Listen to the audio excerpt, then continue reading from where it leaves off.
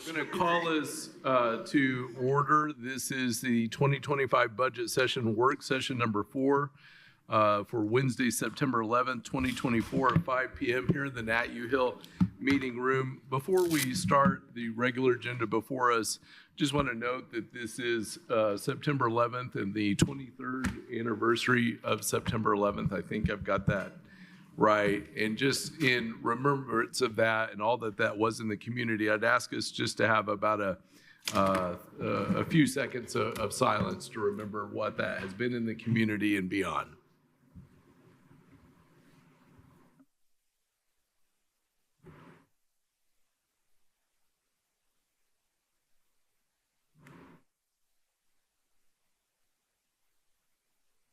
Thank you.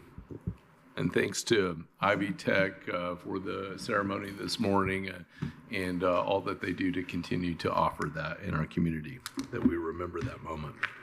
I also want to recognize Councilor Iverson before I jump into our usual routine. Had something he wanted to do as a special order.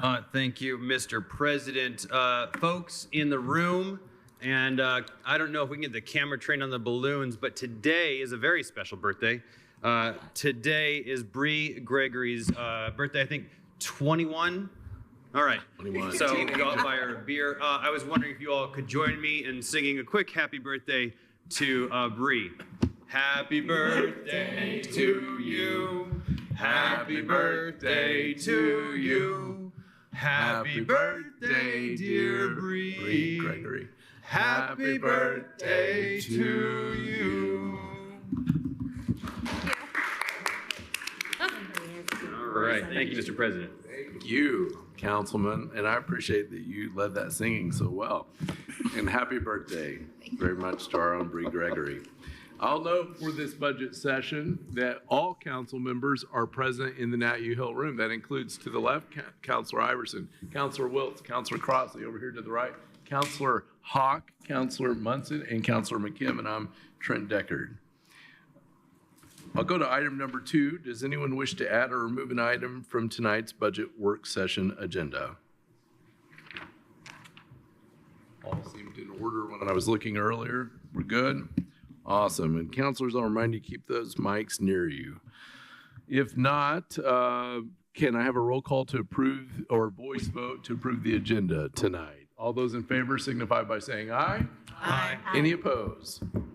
Awesome. Motion carries. The agenda is adopted. Let's go to item number 3. I've got some things I'm going to read, and this is more for the public than the people in this room, and I offer this just for their information. I want to welcome everyone to the 2025 Budget Review Work Session. I'd like to remind council members and the public that during these sessions, we will review and discuss departmental budgets presented.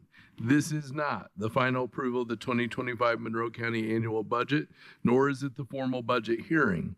The public hearing is scheduled for Tuesday, October 8th at 5 p.m., and the budget final adoption will occur on Monday, October 28th at 5 p.m. The public can make comments regarding a budget during those meetings. As we begin this evening, a department will be invited to join us to present their budget. And as a reminder, departments have been allotted an amount of time for their budget review. This is based on times from previous years. Michelle's collected all that, and we try to keep close to that. It's good guidance. As always, council can extend that time as needed. However, counselors, do be mindful of the time and keep our discussion focus on the budget requests presented. There's a million things we could get into with these fabulous departments and elected officials, but we'll try to keep it on topic. If a non-topic budget topic requires further dialogue, I'll ask council staff members to reach out to the department head to schedule a discussion at the next available council meeting. I know every department gets excited they might get a chance to come back. We'll try to keep that to a minimum too. During a department's review, they may be asked to explain any increases, decreases, or additions to the 2025 budget. Council members will then be given an opportunity, of course, to ask questions. Any council member can make recommendations to increase or decrease account lines based on the discussion and or need of the department. Council will then vote to approve moving forward with the department's reviewed budget request. That doesn't adopt it, but it moves us forward. And again, it's not final approval of the budget. That is yet to come this year. It is, however, a recognition this department that will present tonight has worked very hard to put this together, to offer this to us, and we will try to figure that out in combination with all the other budgets that we're seeing. Okay. I think that is all for that. I wanted to give Michelle an opportunity to briefly update us on any changes made at last week's reviews and to update us regarding changes made to the draft 4B. And I know the auditor may want to weigh in on this if we've not scared her away with our singing.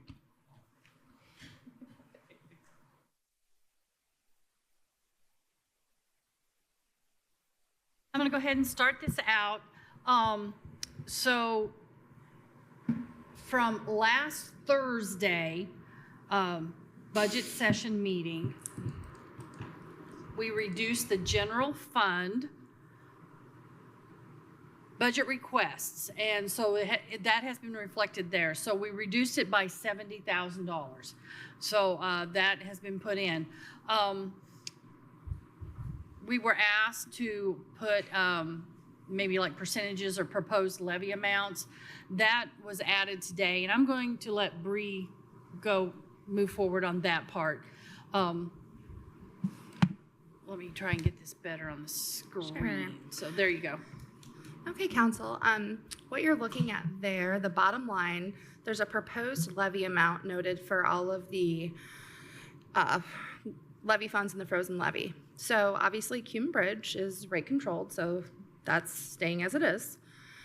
However, reassessment went up quite a bit. The number reflected there is the amount we're proposing for the levy, which should get them through June 30th then of the following budget year. Does that make sense? Because it's the levy for 2025. So the final, yes. Okay. So, it's about, it's gonna kind of catch them up, and it's about, double what we want for the operating balance, which makes sense if you think it through, because we're not because of the budget cycle. December settlement is supposed to get you through June 30th of the following year. Okay. Aviation went up just slightly to assist with their budget needs. We did plug in a number for health, although I don't think it's necessary, and it's going to put them over what is necessary. It's there until we decide, how we want to move forward with that, whether, the option for potentially funding jail health expenses or, what we're going to do with the match. Election, they're well-funded. We don't want to take a levy away. We just, as we spoke about yesterday, we'd like to keep that consistent. So a couple $100,000 there, just so we're not taking anything from them. And then that leaves the general fund with a really healthy amount, which will end up being about 42% of their budget. So any questions? And obviously this is just, as we stand now, things might fluctuate depending on need as we continue to go through, and changes may be made. Yeah. As of note, this is the halfway mark, literally. So we're second half here, 3 sessions to go. Councillor Hawk. Yes, having to do with that health fund, because that's going to be a big change at some point. And as I heard you say last night, I think I heard you say it might be as much as $900,000 in 2026. Is that correct? The match for 2025 is $908,167. It's actually noted there, it's the target operating balance. We're gonna make the match, the target operating balance annually. However, as we spoke about and as yesterday, and I relayed that the Indiana Department of Health, their attorney's position is that I think they agree that we have already provided sufficient levy in this fund the past few years. So 21, 22, and 23, which kind of overfunded this health fund. Right. But what we have to look at is that if we have to make up close to $1 million in 2026, we have to make sure that we understand if we're not going to put that in there because we've already have enough and we don't have to do that for 2025. Well, we have to have that long-term planning so that we know we're going to need that extra $1 million for then.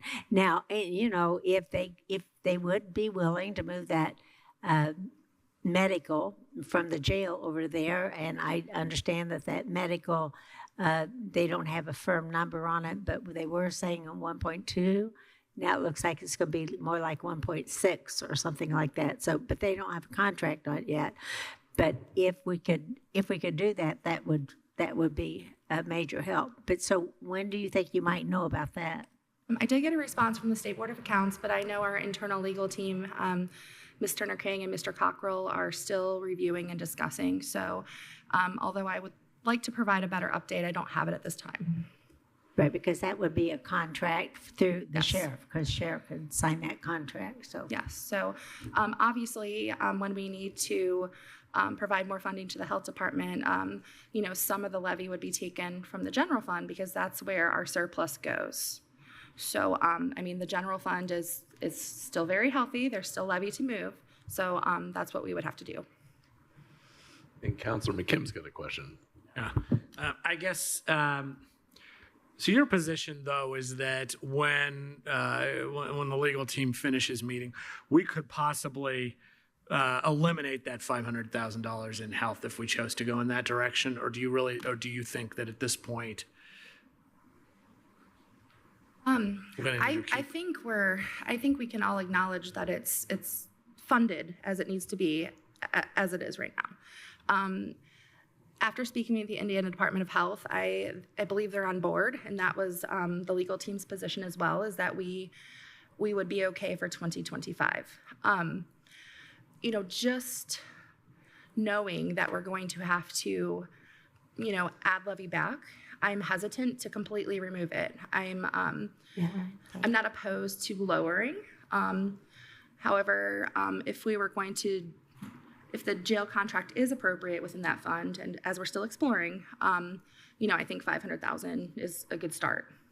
Okay, well, we'd have to, if we were going to fund the entire jail contract, obviously, we'd have to. At least part of it. Yeah, or part of it. I mean, if that were possible, then yeah, Yes. that would work. And I assume the way we do that is we would just create a jail location within the Exactly. health fund. So, all right. And so at some point then, if we move forward with these numbers, you'll copy them back up to the line, to the levy line, so that Yes. the new operating balances will show? Okay, Absolutely. great.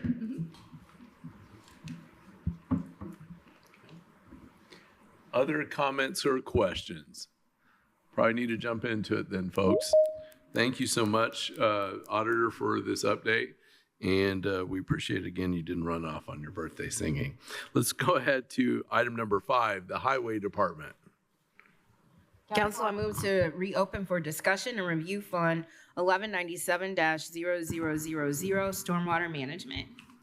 Second. All right, Miss Lisa Ridge, Highway Administrator, is back here 2 days in a row now. Yep, and last week also. I Yes. just can't get enough of you guys. We are opening bids. We're anticipating October 30th for the Stip Road Stormwater Project. So we did not put it in the 2025 because we planned on having a contract and be able to encumber it. But with your new policy that you passed last year, we can't encumber it. So I'll be coming into November for an additional for 2024, so we're allowed to award the contract.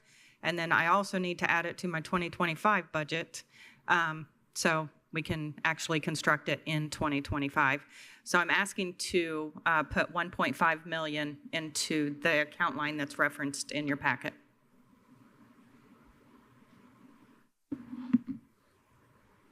Go to questions from counselors. The rule, okay, Counselor Hawk. the rule about not being able to encumber it, that also covers the highway, so that just means you just have to keep coming back and forth because that's how highways always work. You have all these contracts and then, so you know where you are. So we're just asking you to do a lot more paperwork. Is this a state rule or is this local? It's a local rule. Well, I think it was passed last January or something. I'm not sure. I regret that you're having to do that because your time is quite valuable. It's okay. I didn't get to make the decision. Other comments or questions? All right. Seeing none. I need a motion. I think we had Yeah. one. Okay, We've got a motion. Well, just for opening and discussion. Yeah. We didn't read any numbers, so. Yeah. right. No, that's right. Council, I move we create an appropriation in 1197-0000 stormwater in account line 39288 Stip Road, Moores Creek, number 16, number 4, Southwest, for in the amount of $1.5 million. Second. So we have a motion and a second. Any discussion on the item? All right. Seeing none, I'll go to, I need to take public comment on this, correct? Wait, this is for budget, right? This is for, This- yeah, this is- yeah. So we no, so we we don't- do we not don't need do to? public comment. Okay, sorry. I thought No we- more public. That's All right. not until, Till our the public session. hearing. October. Okay, this threw me off just a little bit. All right, any other further discussion? Well, how about a roll call then on moving forward with the Highway Department's 2025 Stormwater Management Budget Request? Can you please clarify who seconded that motion? I did. Thank you. Yeah. Counselor Wiltz, Yes. Counselor Deckard, Yes. Counselor McKim, Yes. Counselor Iverson, Yes. Counselor Crossley, Yes. Counselor Hawk, Yes. Counselor Munson. Yes. Motion passed unanimous. Okay. So thank you, Ms. Ridge. All right, let's move on to item number 6, which is the county fairs budget. Council, I move to open for discussion and review Fund 1000-0806 General Fund Fair with a category request of personnel 0, supplies 0, services $118,000, $326, capital 0 for a total budget of $118,326. Second. All right, welcome county fair team. I will turn it to you. Excuse me. Hi. Well, I'm Dana Stevens. I'm the treasurer. I'm Steve Hines, I'm also the treasurer. Jay Conard, president. I need all of you to bend the mics down and pull them closer, please. Thank you. Need to repeat? Maybe just for the record. Sorry Okay. about that. All right. Yeah. Thank you. Well, first of all, I would like to say a special thank you to the Monroe County Council for your generous support for our fair board and our county fair each year. The Monroe County Fair is a highlight each summer for this community, and the Fair Board works hard throughout the year, and we are very proud to continue the growth that we make out there so that there's something for everyone at the fair. We also would like to thank the countless number of volunteers that help make this large event happen, and we have some of the best in Monroe County. As for our budget, we are asking for $118,326, which is a 3% or 4% increase over 2024. I have also brought you all a budget to date of July 31st. And a lot of our fair numbers haven't came in yet for our expenses, so they're rolling in still. Does anybody have any questions? All right, let's see. Counselors, do you have questions for our friends from the fair?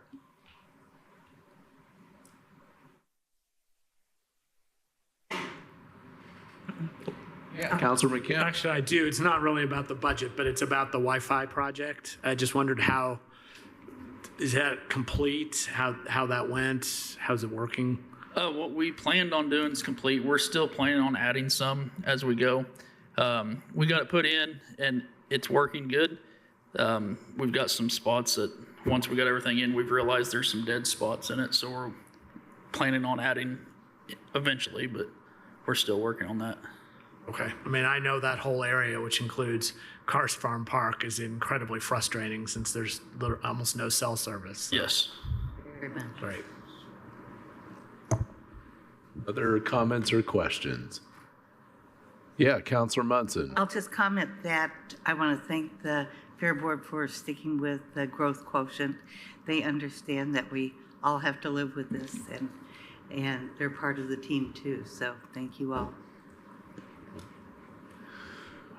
Counselor Hawk. Yes, I noticed today it appears there's a fundraiser. Is it the fairgrounds that's having the fundraiser with a big sale in a week or so? Or is that it's an individual or a group of people who are renting a portion of the fairground? Are you referring to the yard sale that we're going to be putting on? Right. That's presented by the Fair Board. And that's a way to raise additional dollars to assist. And when you rent out some of your buildings for special occasions, then that goes into your fund as well. It does, yes. So I just want people to know that you're working hard to maybe add dollars so that you can do the best you can for the fairgrounds. We are. Yeah, we have of course, we have the fair. We have our vendor market in May. We're doing the yard sale. And then this year in the winter, we're going to do a drive-through Christmas lights for the county. Right. Thank you. Back here to announce when the Christmas lights are going to be available for people to come see. I can tell you that now. It's the weekend of Thanksgiving into the first of the year, every weekend. Oh, my daughter will be here. Yeah. Awesome. We're pretty excited. When you have some great rentals out there, I'm probably saying it wrong, the arena, the auditorium, the grandstands.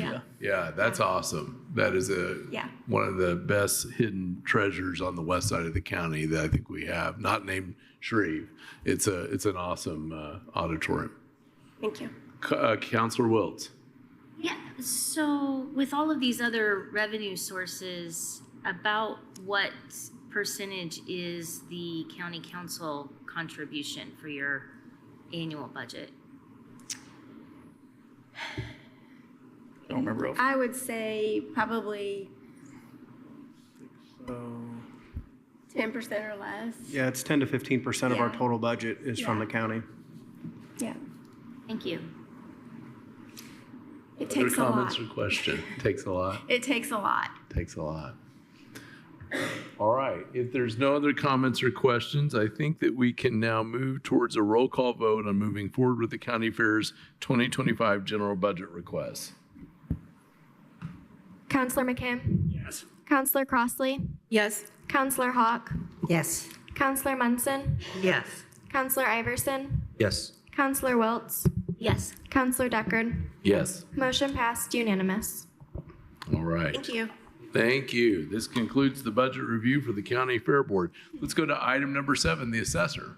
Council, I move to open for discussion and review Fund 1000-0806 General Fund Assessor with a category request of personnel, $1,171,236. Supplies, 0. Services, $125,000. Capital, 0, for a total budget of $1,296,236. Second. I want to make a clarification. Yeah. The location should be 0008. That's a typo on my part. Okay. Sorry. Thank you. All right. It's been noted and corrected very publicly for the record. All right. The assessor has made a return trip as well. Good to have you back. Yes, thank you for having us. Same, you told me what to put down, I put it down, so what can I tell you? General fund is just what you said to keep it on. So I know you're trying to find a few $1 million. Good luck. I don't have it, but I can give you a couple of things. Lisa and I have looked at everything. Like last night, we gave up, was it $50,000 to you? Tonight on the bottom line, the account or the person 100282 or 92. I'm sorry, 10092. The GIS administrator. I have a new person in that position that doesn't have as much longevity, and so She will be, unless, you know, you get a raise or anything next year, right now at $60,071, which is a little savings for you. And because the longevity, she's only been here 3 years? 3 years. Also, I now have a position open since I did an in-house transfer. For the other position, I still have this, I am going to be, with your blessing, hiring again. And right now that is at 52,853, but that's also based upon an already 3-year bump. Whoever I hire would come in, unless I would really get lucky and get somebody that, you know, had been with the county and knows what they're doing. It could go down just a wee bit from the 52. I don't have a number. So on my budget, the other thing, I'll give you another $25,000 off of the contractual service down at the bottom. Remember, that's what we talked about yesterday. I have 125 on the budget. Let's take it to 100. Those are the appraisals. Thank you very much. You're welcome. Thank you.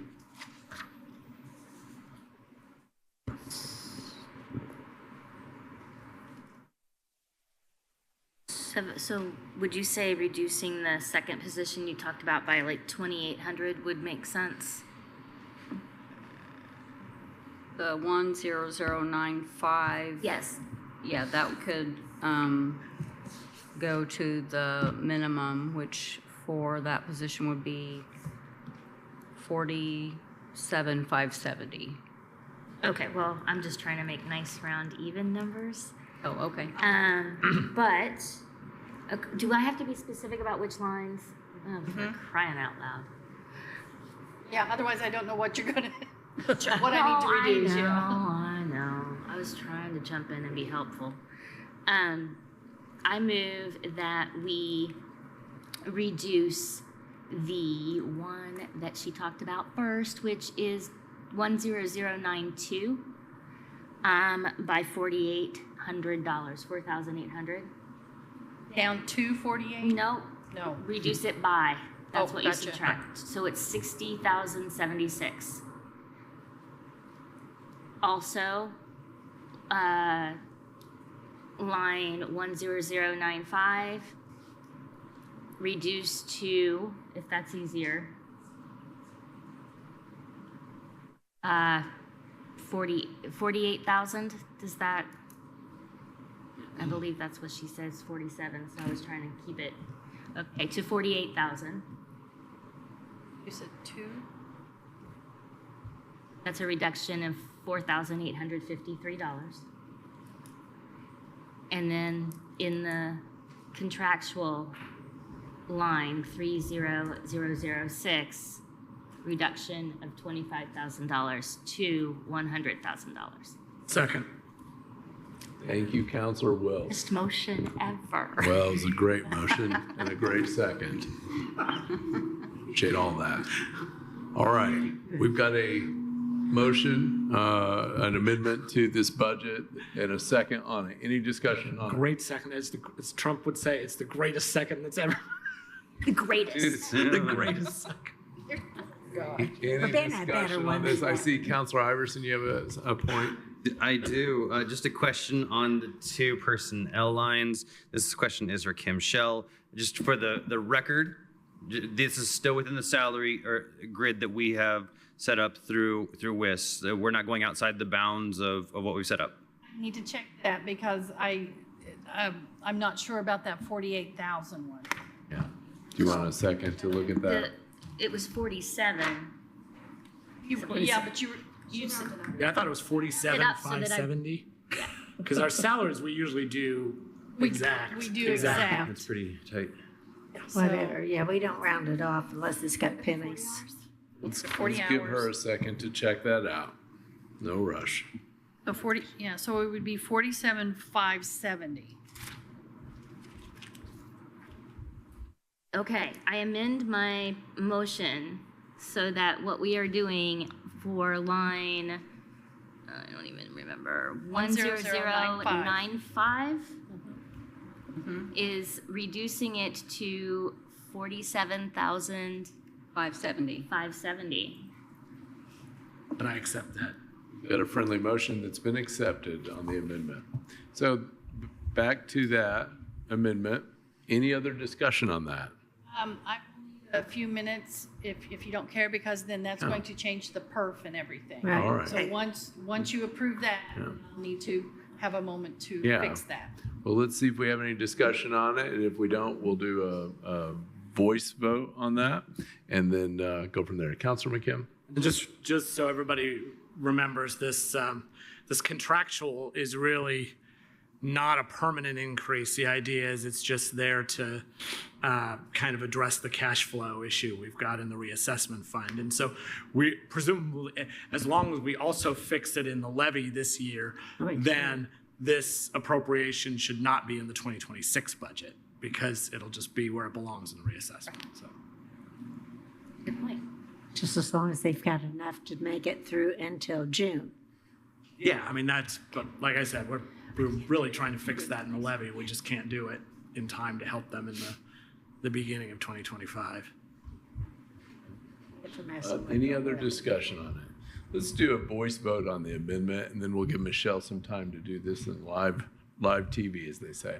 All those in favor of the amendment as offered signify by saying aye. Aye. Any opposed? All right, the ayes carried it unanimously. We'll take just a second here for Michelle.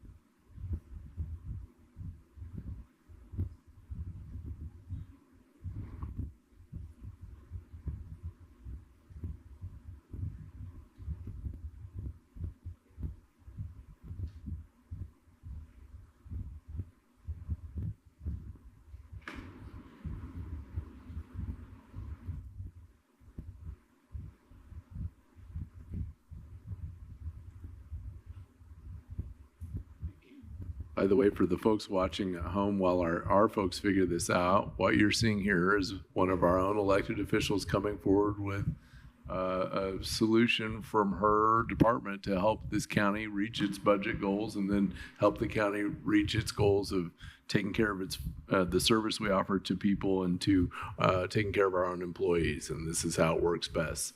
So we'll always break for this. It's like watching paint dry, though. It means you've done the hard work. You remember we used to do this just like, and it was really quick. Yeah.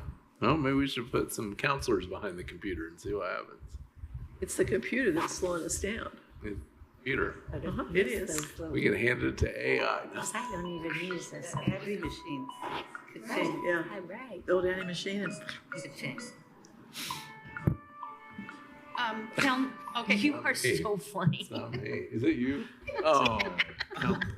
Look at that. You know, I looked directly over to staff. That just seems like something staff would do, but. Okay, so the new FICA amount will be $60,491.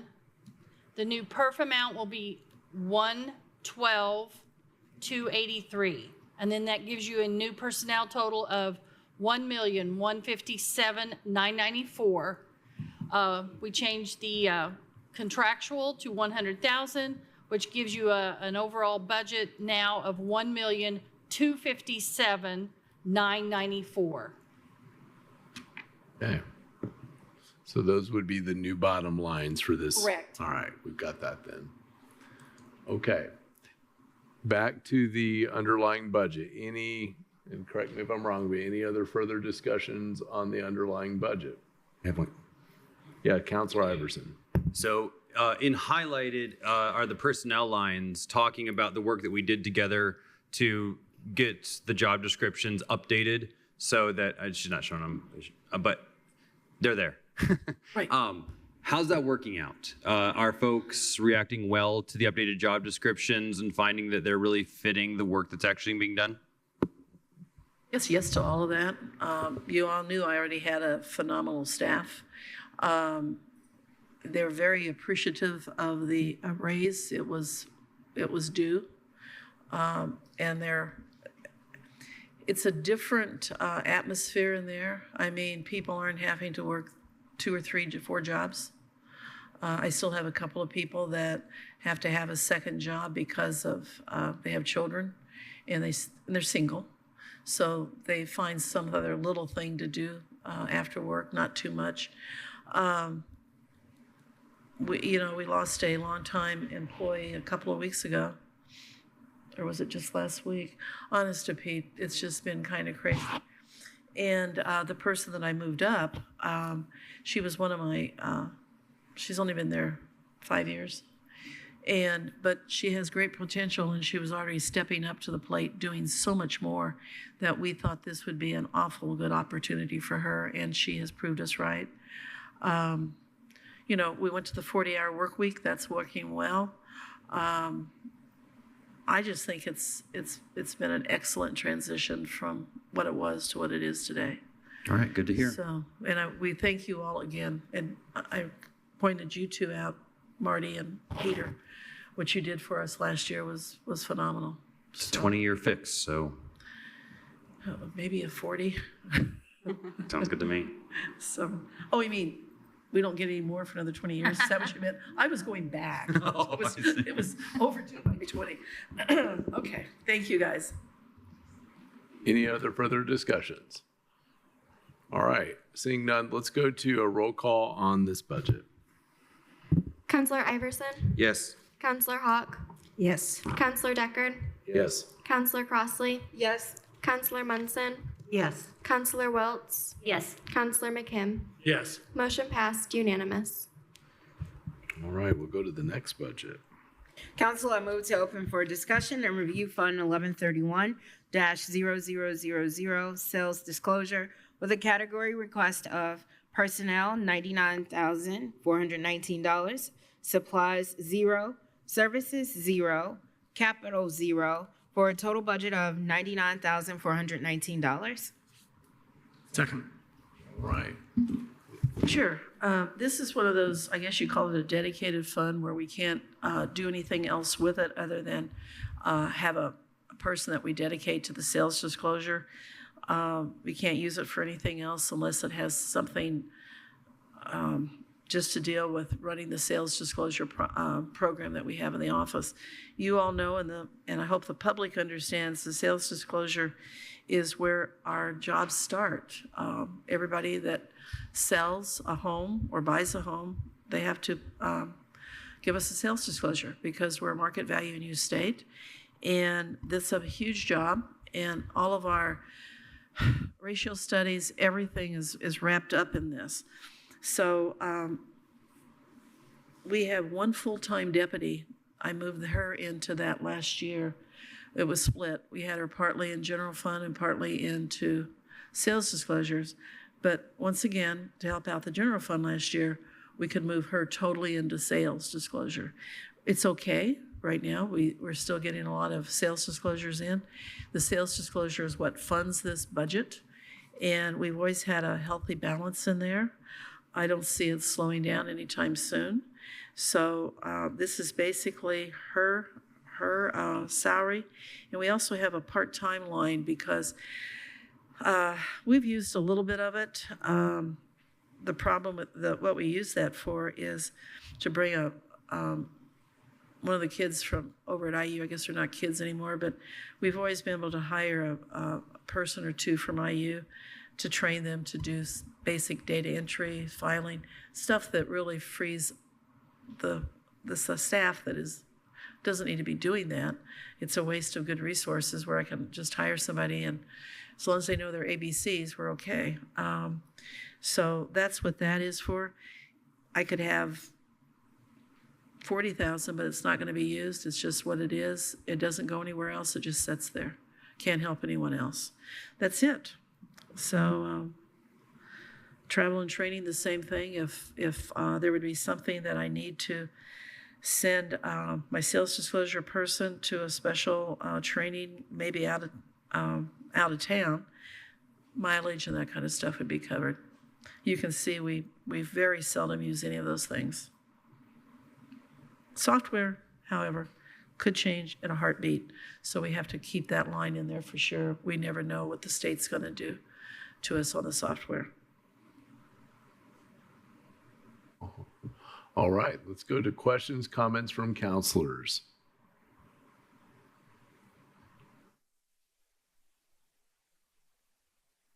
Okay. All right, we'll go to a roll call on accepting this budget. Counselor Munson? Yes. Counselor McKim? Yes. Counselor Welts? Yes. Counselor Iverson? Yes. Counselor Deckard? Yes. Counselor Crossley? Yes. Counselor Hawk? Yes. Motion passed unanimous. All right, we'll move on to the reassessment budget. Council, I move to open for discussion and review Fund 1224-0000, reassessment with the category request of personnel, $100,115, supplies, $11,000, services, $762,500, capital, $10,000, for a total budget of $883,615. Second. Okay, this is the other budget that can't be touched. It's strictly for reassessment, which, other than the salaries in the general fund, everything we do falls under reassessment. So this is, we have part-time in here. We've been fortunate enough to have a young lady over from IU that went through almost her whole 4 years, and now she's going to do 2 more for masters. So she comes here, she works all winter, and then goes home in the summer. So we'll be putting her to work this week. She starts back. Have I jumped ahead of myself? No, this is one. Then the certifications that I know that you're very aware of that we have to have. My new people that just come in, I'm not making them get their level 2 for a couple of years. We got burned on that. I never thought that would happen, but when we always encourage people to get that because there's a bonus with that or a certification amount. And we've never had a problem with that. And then a couple of years ago it happened, or maybe it was just last year, somebody that got their level 2 quit me as soon as she got it. And you can't do anything about that, but it's pretty disconcerting. So we're going to be a little bit more careful with awarding that level 2. Level 3, same thing. Of course, not everybody has to be them. Level 3, I have to be to be in office and to stay in office. Lisa is the same way. Shelley, my real estate supervisor, has to be, and anyone else that directly impacts, like my the people that work in the appeals. Neely has to have her level 3. I'm looking at a couple of people in the office right now that have really potential. You just can't stop. You have to just keep training. And I have a couple that I think are great candidates to move forward. That level 3 isn't done overnight. It's at least a 2-year program. And so that's what this money goes toward. PETA. My board, it's a 3-man board, 3-people board. It's got 1 guy on it and 2 ladies. I think they're the best. And I always say that to you. My best were my old guys that are no longer with us. I mean, literally on earth. They stayed with me until they couldn't do anymore. But now I've got 3 people that are fairly young, and they're really super. And one of them is a prior deputy that retired, and I talked her into coming back on the board for her certification. I have to have at least 1 person beside me on the board that has a level 2, and Vicki has her level 2, and she continues because there's so much education with that. She is continuing her education on that also. So that's the PETA-BOA. Yeah, we don't work, I don't like to work them to death. We can't, it's too hard on everybody anymore. But 2 or 3 days a month, or a week, I shouldn't say a month, a week is what we're trying for right now to get these appeals out. We just set 3 days for October. And that's with their approval. I don't set it without them telling me yes.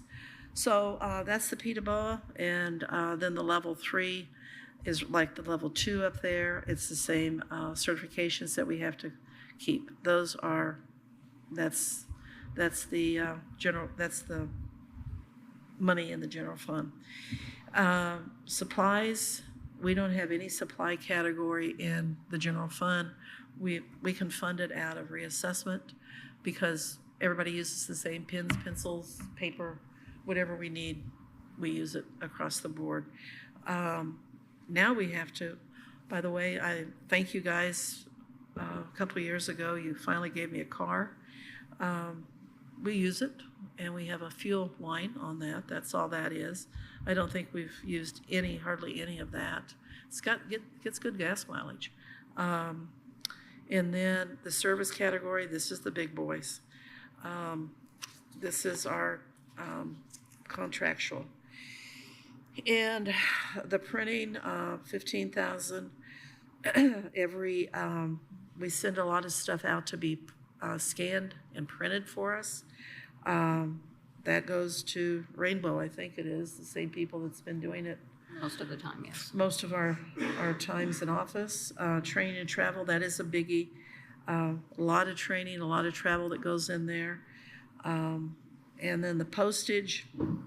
The postage is for my Form 11s, my personal property, any other, just the postage that it takes to fund the office.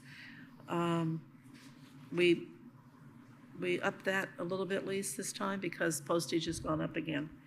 And then, of course, the biggest ones is the new construction reassessment, trending.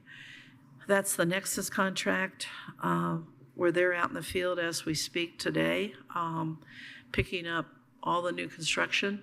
Just to give you guys, I talked to Joni, that's been with my office. She's with Nexus now, but she practically started with me when I started 30 years ago. She lives over in Ellisville, and she was there this week. They picked up almost 100 new houses in Ellisville this week. That's a lot of growth in Ellisville. So that's the new construction. That's also commercial, residential, industrial. And the trending is a major issue that we have to deal with every year, that's where we marry the assessments with the sales disclosures. It's a lot of data. And we do the majority of that. Nexus helps, well, they help us with it, of course, but it's so much paperwork, computer work, running reports. And then the software systems are our XSoft, that's our CAMA system. And also, that's our GIS a little bit, isn't it? We pay Eagle View. That's going to be changing to Beacon. Schneider is Beacon. Do you understand what's happening there? And that's going to be that's going to cost us more. When Schneider bought out 39 Degrees, they had a deal that they couldn't raise our fees for a while. Well, that's over with. So guess what? That's going to go up. We also. Then, of course, the capital category, haven't spent any of that. We keep 5,000 in case we kind of buy our own computers for the most part, even though Greg does buy a lot. But if it's a special thing, we've always purchased it. And the same with office equipment. If we need any equipment, we buy it and don't charge the general fund. That's it. All right, let's see if counselors have any questions. Seeing any. All right. Well, going once, twice. Looks like no questions. We'll go ahead to a roll call to adopt or accept. Counselor Munson, Yes. Counselor McKim, Yes.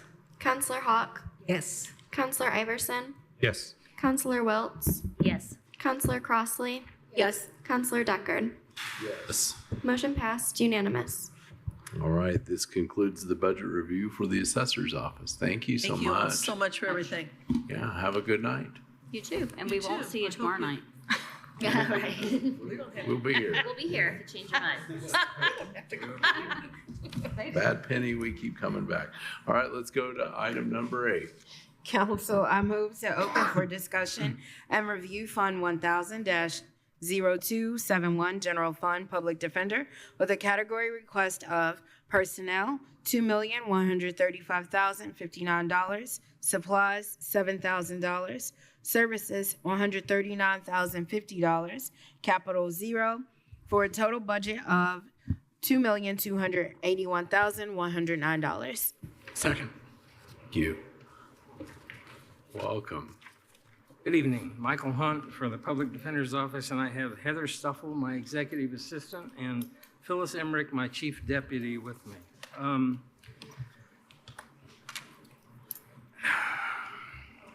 I'm trying to think how to condense this.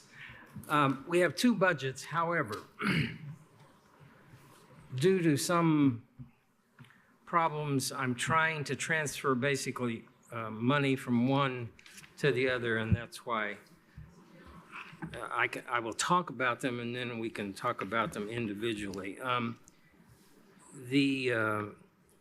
So the county general budget, we've upped a few categories, but not by a lot.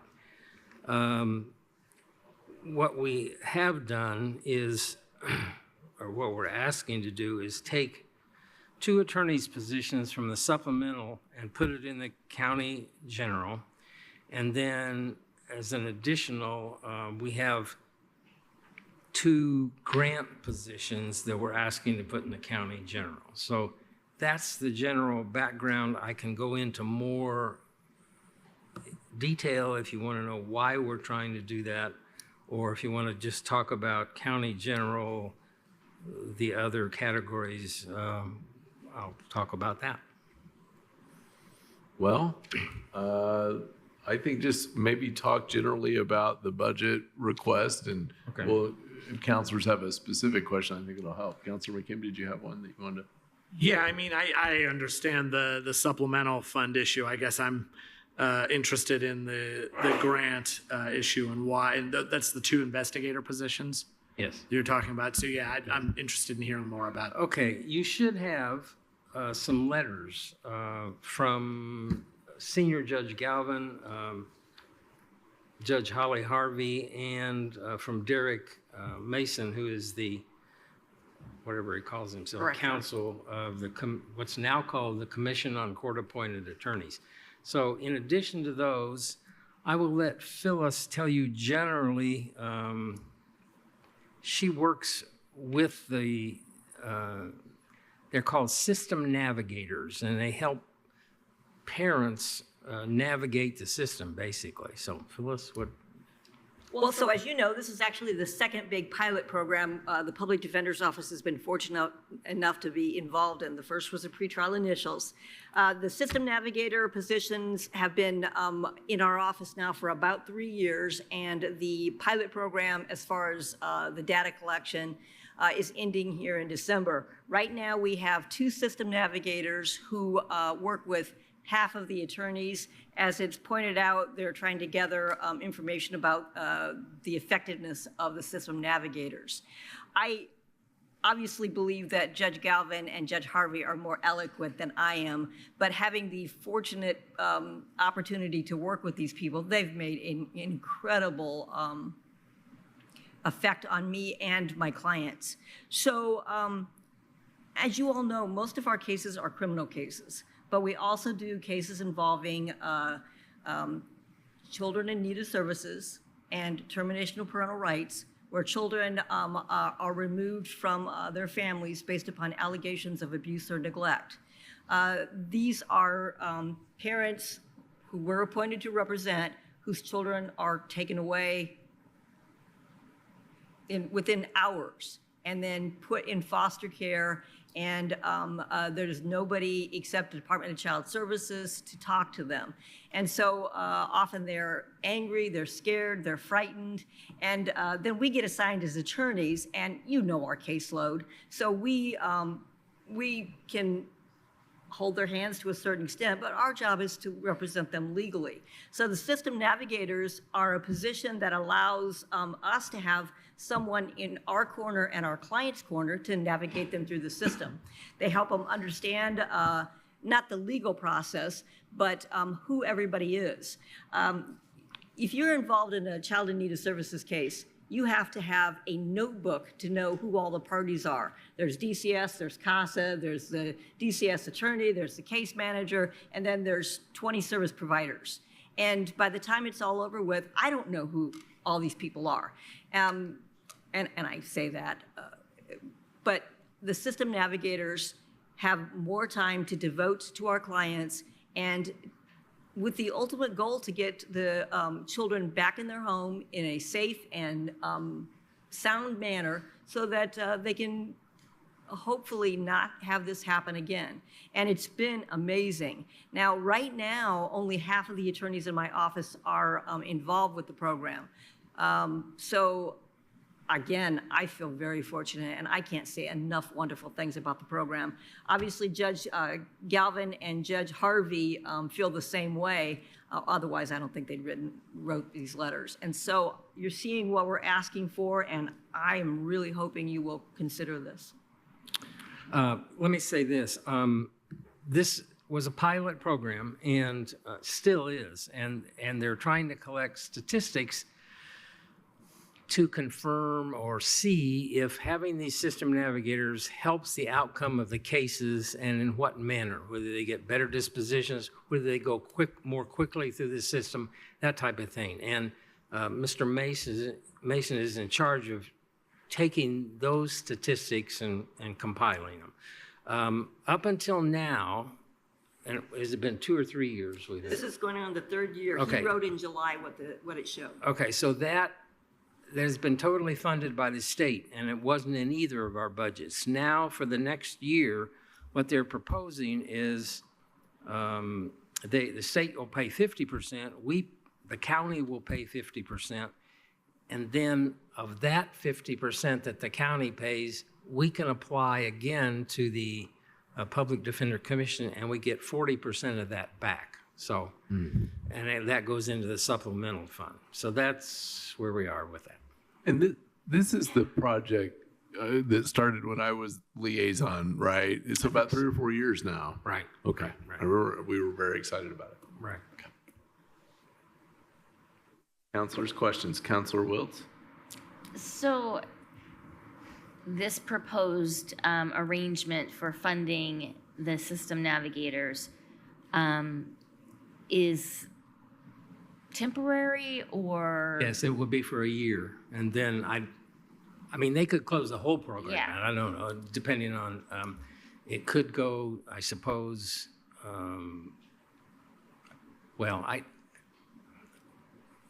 for 2025, it would be 50%. After that, if they continue the program, I don't know whether it would continue to be that for another year or so, or whether then they dump it all in the counties. I just don't know. And I suppose some of that depends on what they determine whether the program is worth. These two positions are currently serving half of your cases. I assume they're fully engaged and staffed. They're overwhelmed, even with half the So office. how will that translate into, I assume now everybody having, I mean, how will you manage that? Mr. Mason says he would let us, if we added one more, he would let us get by with having those navigators work with all the attorneys. I didn't ask for that this year because we're asking for 4 people or 3 in effect. And so we would have to, unless I can convince Derek to let us dump on these system navigators, our attorneys certainly want them, the ones that don't have them. And I think there's some statistics prove that they certainly help. But I didn't ask this year, and I decided to defer because of the monetary problems we had. So it'll continue to just be some of the Just cases, be the some half. of the, yeah, okay. All right. So some of the cases is actually the way we see it going instead of some of the attorneys. So say, for example, you're the custodial parent. You're probably in a better position to need a system navigator. Often we have, as you might guess, maybe a mother and maybe multiple fathers. And so obviously it'd be difficult to get a system navigator assigned to each parent. So it's who can best benefit. Thanks. Yeah, go ahead, Councilor Crossley. And thank you for explaining the system navigators, because I definitely, as the liaison, I really wanted the council members here and public to get that. But just out of curiosity, because I met with Ms. Stuffle and we talked about your office is already overworked with lots of cases. So if, for example, if these positions didn't exist, what would that do for your office? Well, it just means it's more work for the attorneys. And as Phyllis said, we concentrate on the legal part. And so it's a lot of the counseling and just physically talking to these people and taking it. Our system navigators will take them around to different places and say, okay, the judge has said you have to have this form or you need to do this. And so the system navigator will sit down and say, okay, here's a place you can go to get counseling. Here's a place you can do this. And I'll even take you or show you how to do that. And that's the kind of thing that really helps. So can we still do the cases? Yes, they probably just won't be done as well. I don't want to say just with hand holding, but that's what it is a lot. Just saying, okay, come with me. This happens in a lot of our cases. We get somebody charged with operating while intoxicated, and they say, okay, just straighten it out with the Bureau of Motor Vehicles. Well, that's just almost impossible for people to do by themselves. It's a morass up there in Indianapolis, basically. So. And, I don't know how you decide what case deserves more time, but these are people's kids. And these are overwhelming for us. These cases don't just go for a few months. They often go for a year. And it's hard to keep track of somebody's life if you're an attorney for a year, but our system navigators can do that. They can talk about who these people are. They can talk about them intimately. They can talk about their houses. They are so much help to us as attorneys for us to do our job. I've been very, very, very happy with the program and hope it continues. These people are in need of help or they wouldn't be in the situation they're in. So these people help them. Okay. All right. Were you done, Councilor Crossley? Councilor Iverson? When I hear about this, I'm in favor of this. I think this is a no-brainer, particularly given the reimbursement that could potentially happen. Clearly, there's a need. But from what you're seeing from your office, the children that are being affected here is just heartbreaking. And we know that DCS numbers are not good here in Indiana. Are you seeing CHINS rates rising or falling here in Monroe County? You can answer on. I would say it's overwhelming here in Monroe County, but I don't keep statistics based on other counties, but they file a lot of cases here. They really do. And I don't know that means that we have more of a problem than someplace. It just means that they file a lot of cases. Well, sure. Yeah, and I don't expect you to be able to pull the recent statistics out of your purse there. I'm actually very interested in your perception from your office since your caseloads are so high. Very high. Yeah. Well, thank you. Councilor McKim. So my question is about the other 2 positions. So if anybody else has anything before that they still want to say about the system navigators. I think Counselor Hawk. Right. Can you tell me how this works with CASA? I mean, Sure. CASAs are appointed for the benefit of the children. right? And this is just my opinion, but CASAs are often people who have very little experience with our clients. They are not of our clients' economic level, and they're not there to assist our clients. They're there to look at the best interests of the children from their opinion, and often their opinion has different values than what how these children grew up. So they're not there to help the parents, and they're not actually there to even help reunification. That's not a CASA's job. The CASAs are appointed for the best interests of the children, and they're a volunteer organization.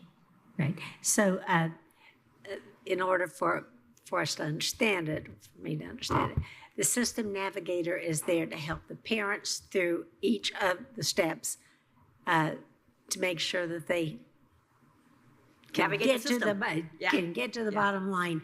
And that doesn't always mean that the best place for that child is back with it. And that's how the original person who presented this to us 3 years ago or whenever it was, and one of the things he said is it's not always the best decision for the child to go back with the parents, but that's is what, when it is, the parents could use this assistance. And that's, as I remember, is how he put it together.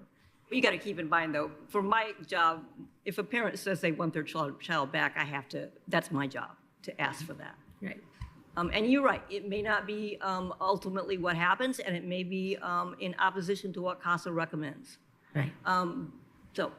Well, in CASA is a recommendation. You have DCS on the other side, and if they decide this child should not be, they're going to advocate for that, and then becomes up to the judge. Right. Is what happens. And we have very good judges in this county for that role. Thank you. It's hard. These are hard things that a lot of folks don't maybe think about or know that happen, but are happening at just about 2 blocks that way all the time. Other comments or Councilor McKim, you had an original question. Yeah, I wanted to move on, move back to the other two. I think Councilor Wiltz has got one more thing based on. Yes, I do. Yeah. So I just want to make sure I've got my bigger picture view of this. We're talking about approximately $60,000. I'm assuming plus some benefit stuff. Okay. To pay for half of two system navigators that were previously covered under the pilot and paid for by the state. The other half is being paid by the state. This is the deal for 1 year. We don't know what'll happen, but it's probably never going to be that they're going to come back and pay for everything. I doubt it. That's how things go. Right. And then you said you will be applying for a reimbursement of part of what we've paid, and that reimbursement is going to come from a state association of some sort? Reimbursement program. Okay. We're in the reimbursement program through the commission, and basically on a gross level, we get 40% of what the county spends for indigent defense. Excluding a few cases and excluding misdemeanors, which is a big bugaboo. But yes, we would apply for the 40% of that, and that would come back into this supplemental fund. No. If it comes back into the supplemental fund and we've paid for it out of the general fund. Right. Well, we do. That's what we do. If you pay for Phyllis's salary out of the general fund, we apply for 40% of that salary, and it goes into the supplemental fund. That's what funds the supplemental fund. All right. Thank you. Councilor Hawk? I'm sorry, before you get to, I know that you have another question on there, but is this considered to be an employee or is it a contract coverage? If it's an employee, are we covering insurance and FICA and all of that as well? Yes. Okay, so, and do they sign something saying they understand it's a grant or not? I mean, because we're saying right here that it may be gone in a year's time. Right, right. Then in a year from now, you're going to say, oh, well, we can't lose those people. Come and, keep it going. I mean, My that's the way understanding, it works. But I just would hope that in fairness, the folks would know that might not always be there. They've been made aware. my Let's put it that way. understanding is that information is on every new hire for the Monroe County, that grant funding. I know because when we did it, I got a lot of calls about that from department heads that thought it was a little stern. But Yes, that is correct. That is part of the new hire paperwork that is submitted. for a few years now. Yeah. Yeah. All right. If it's a grant, I'm saying, I want to make sure am I misunderstanding? Every it? single job in this county sees that a grant funding may change and that may affect your job. So everybody. Okay. Yeah. That's the way it's been for years, and I just want to make sure I understood it correctly. Yeah.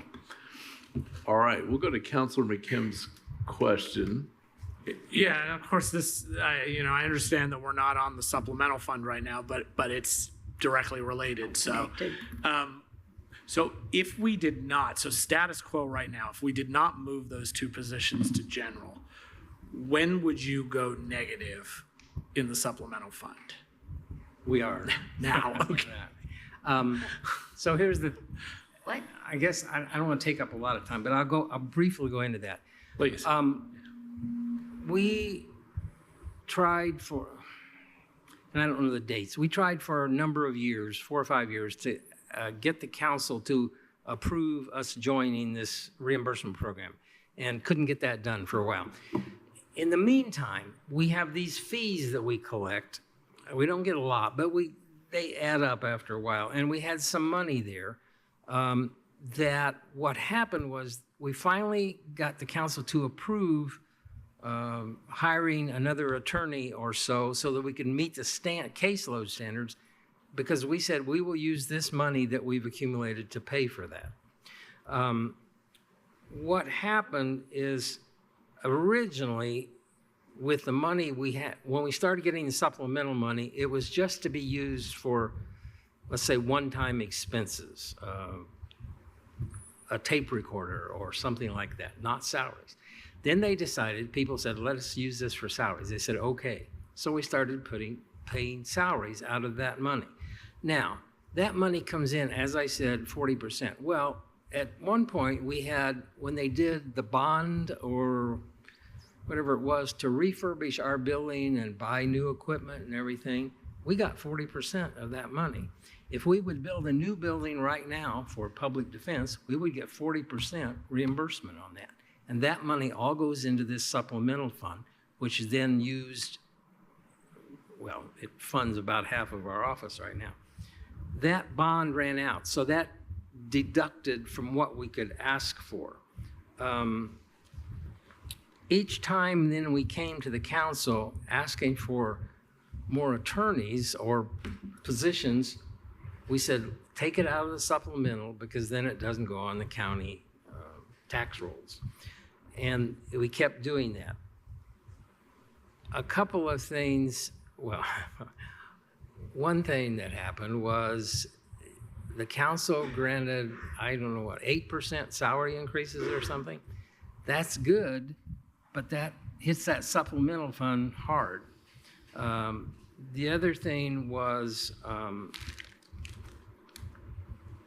it's our understanding at least, well, we had some salaries split between the general and the supplemental. And then upon a recommendation of other departments, we changed those, took away the split salaries. And one of the things that happens is we put too much in the supplemental fund, too much expenses.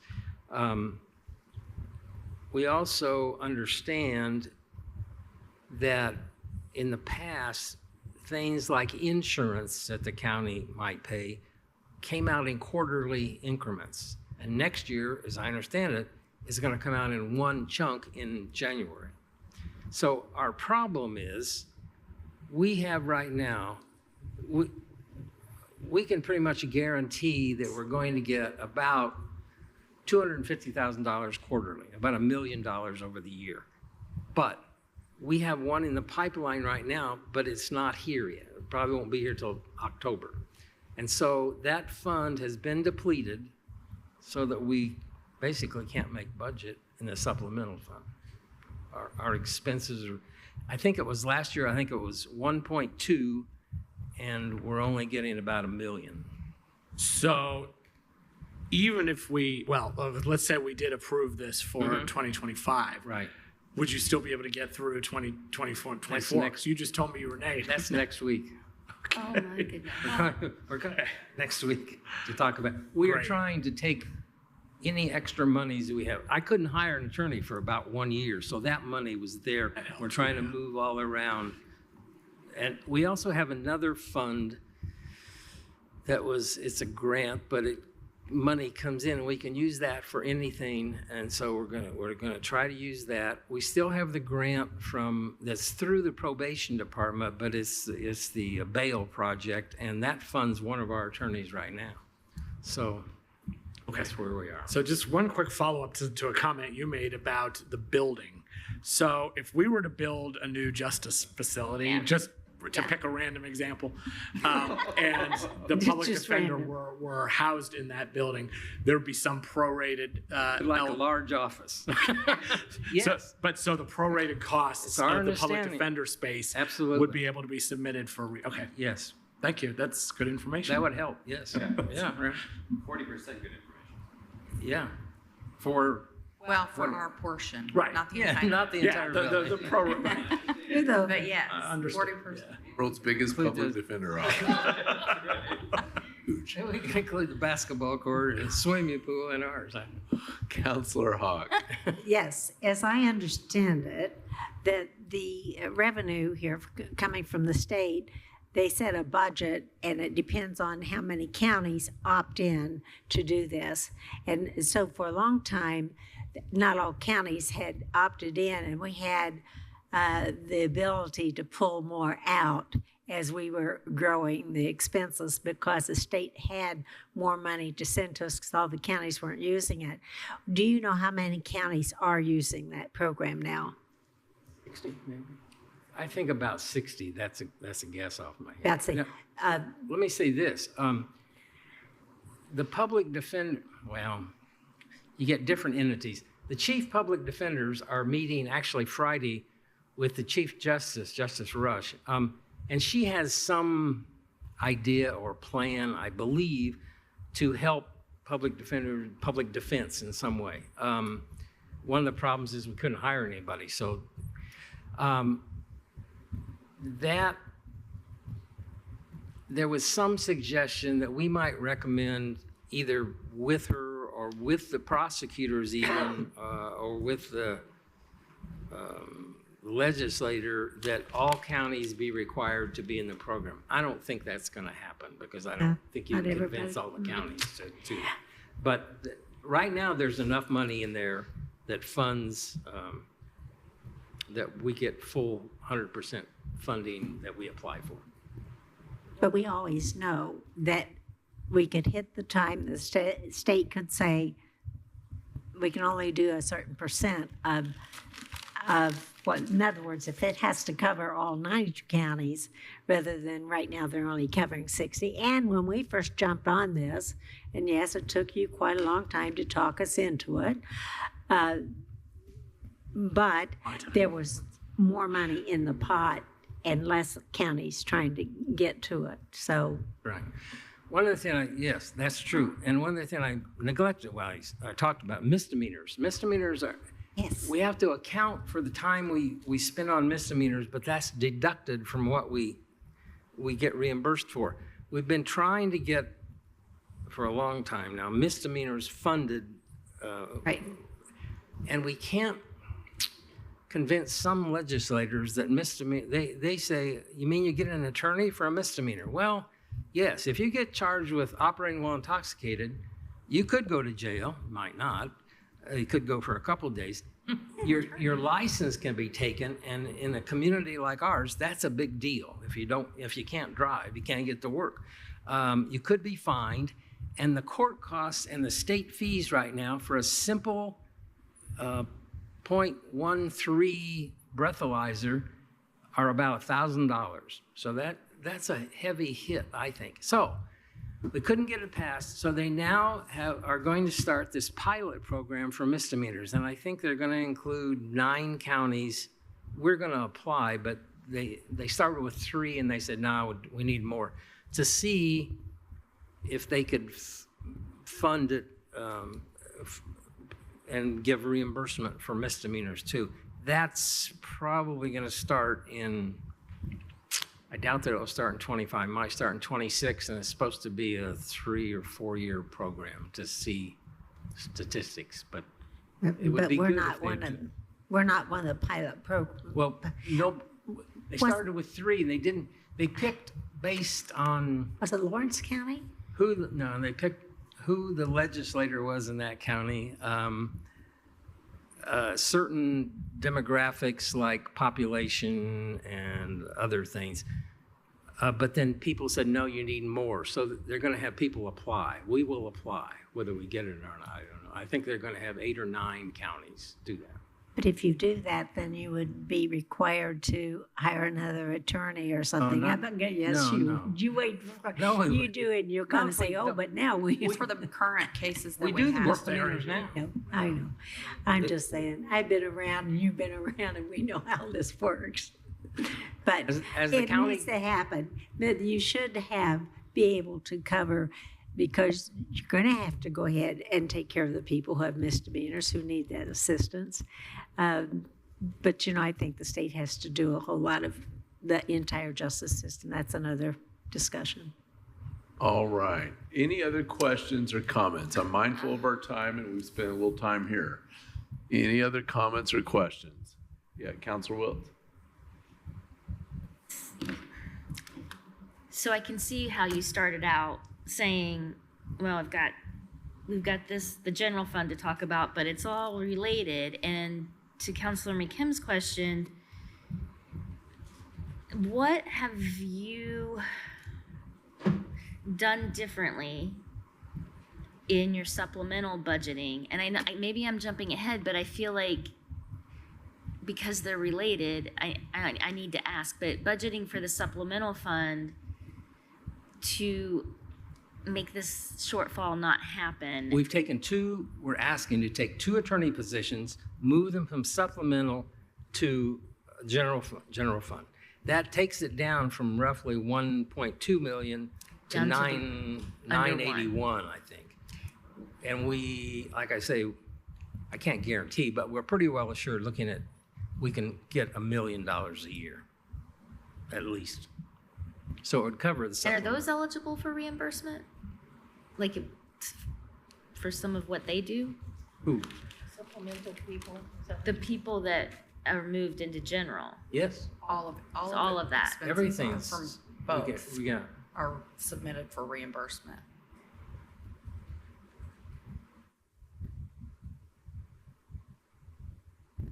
Every dollar that the county spends for our office is submitted for reimbursement. Except misdemeanors. Well, yes. Which are cases, yeah. Other questions or comments from counselors? All right. If not, we will go to a roll call on accepting this. Counselor Munson? Yes. Counselor Hawk? Pass. Counselor Wiltz? Pass. Counselor McKim? Yes. Counselor Iverson? Yes. Counselor Crossley? Yes. Counselor Deckard? Yes. Motion passes 5-0, 2 passes. Okay, thank you. Let's move on to the next item for public defender. Council, I move to open for discussion and review Fund 1200-0000 Public Defender Supplemental with a category request of personnel, $991,707, supplies, 0, services, 0, capital, 0, for a total budget of $991,707. Second. So we've kind of gotten into this just a little bit, but is there anything you wanted to add? No, all we've done is taken out the 2 attorneys, and that's it, I think. Okay. Any further questions from counselors? I would have just liked to have seen just one and see where we go from there, but, I'm not going to waste anybody's time with that suggestion. Any other discussion? Oh, Molly, did you have a comment? I do. I do want to remind council that in this budget is the salary for the executive assistant, and that is going to be affected by the FLSA minimum. So I did send the council a memo on that. So just wanted to put that on your radar. Gotcha. Counselors, make sure you look at that. A lot of memos in that email inbox. Take a look at them and sort them out. All right. Any other comments or questions on this budget? All right. Let's go to a roll call vote on accepting this.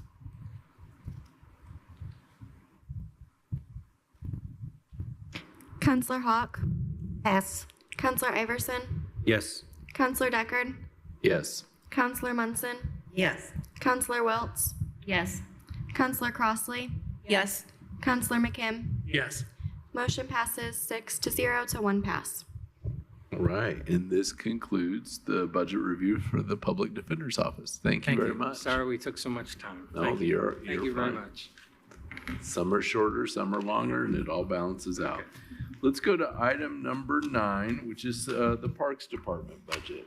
Council, I move to open for discussion and review Fund 1000-0803, General Fund Parks, with a category request of personnel, $1,422,732, supplies, $204,600, supplies, $239,550, capital 0, for a total budget of $1,866,882. Second.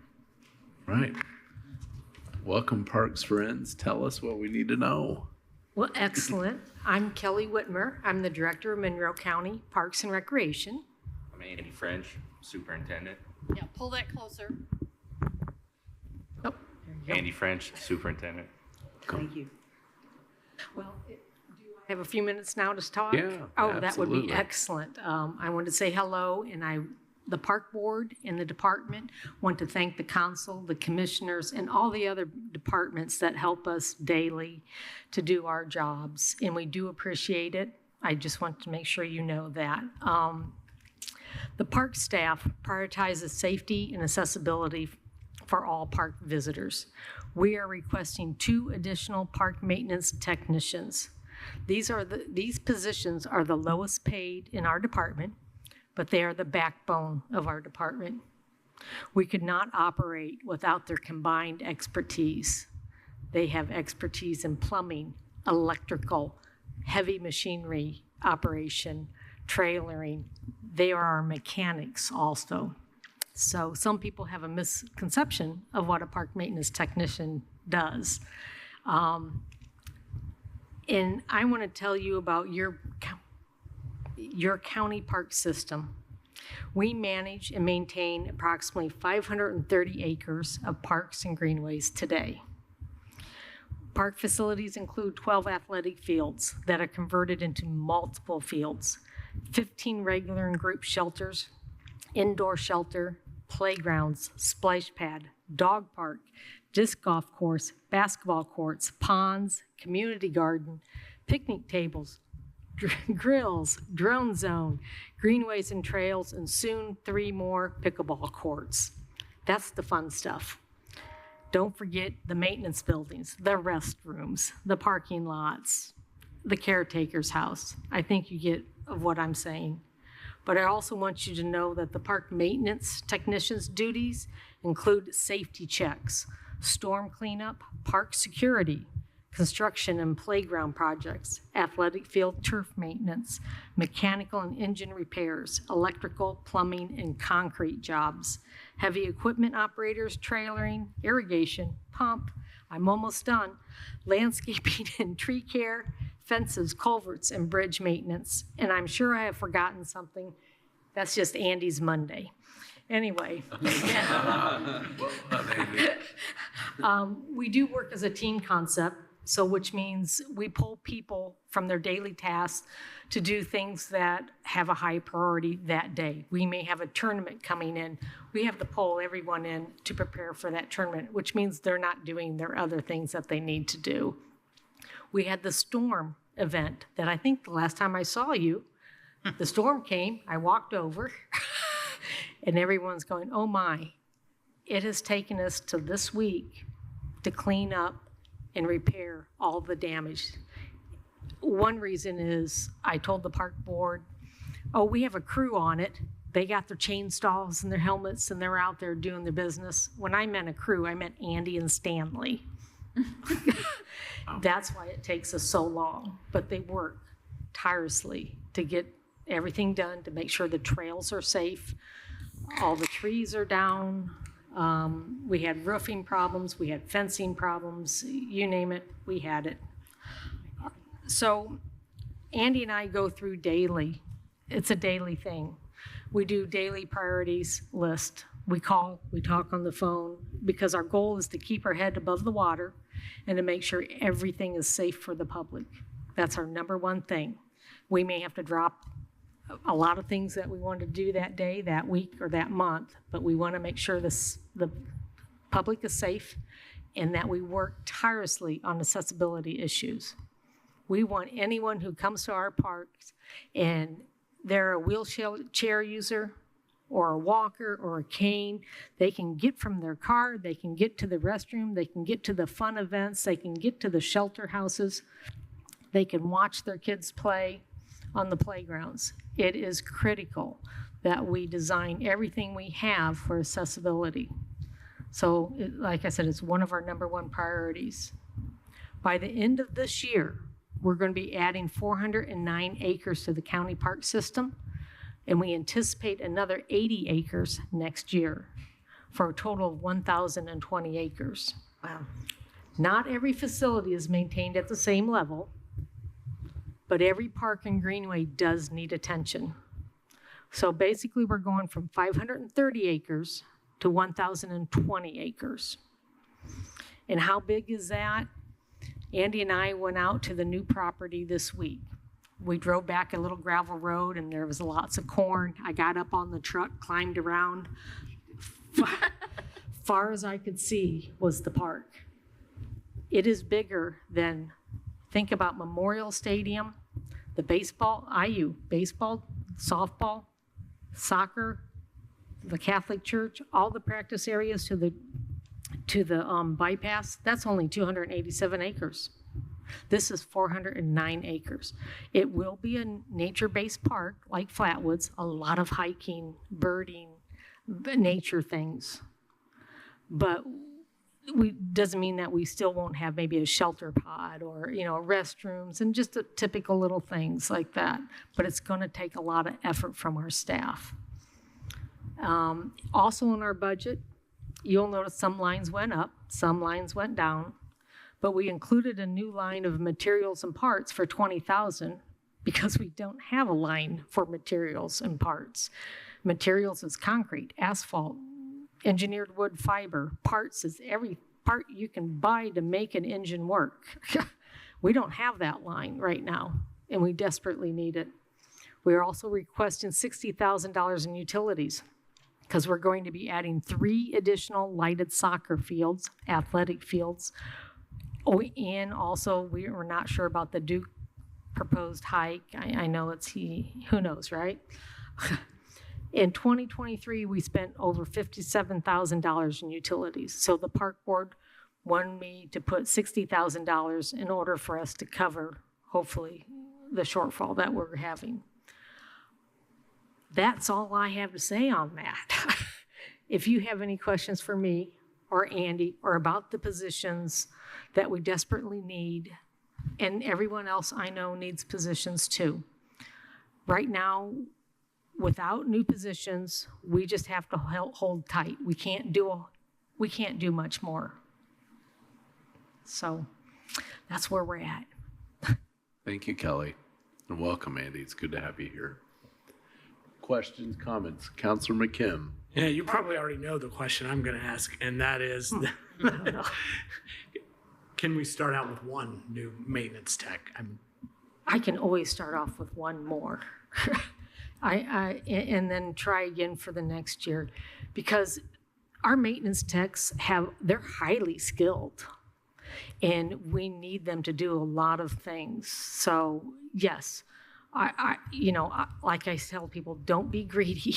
If we can get one, we'll work that person in and go from there. Because on this new park, it's going to take years to develop, but I think in the next few years, we can do a lot of hiking. We can do a lot of trail stuff to get people out there.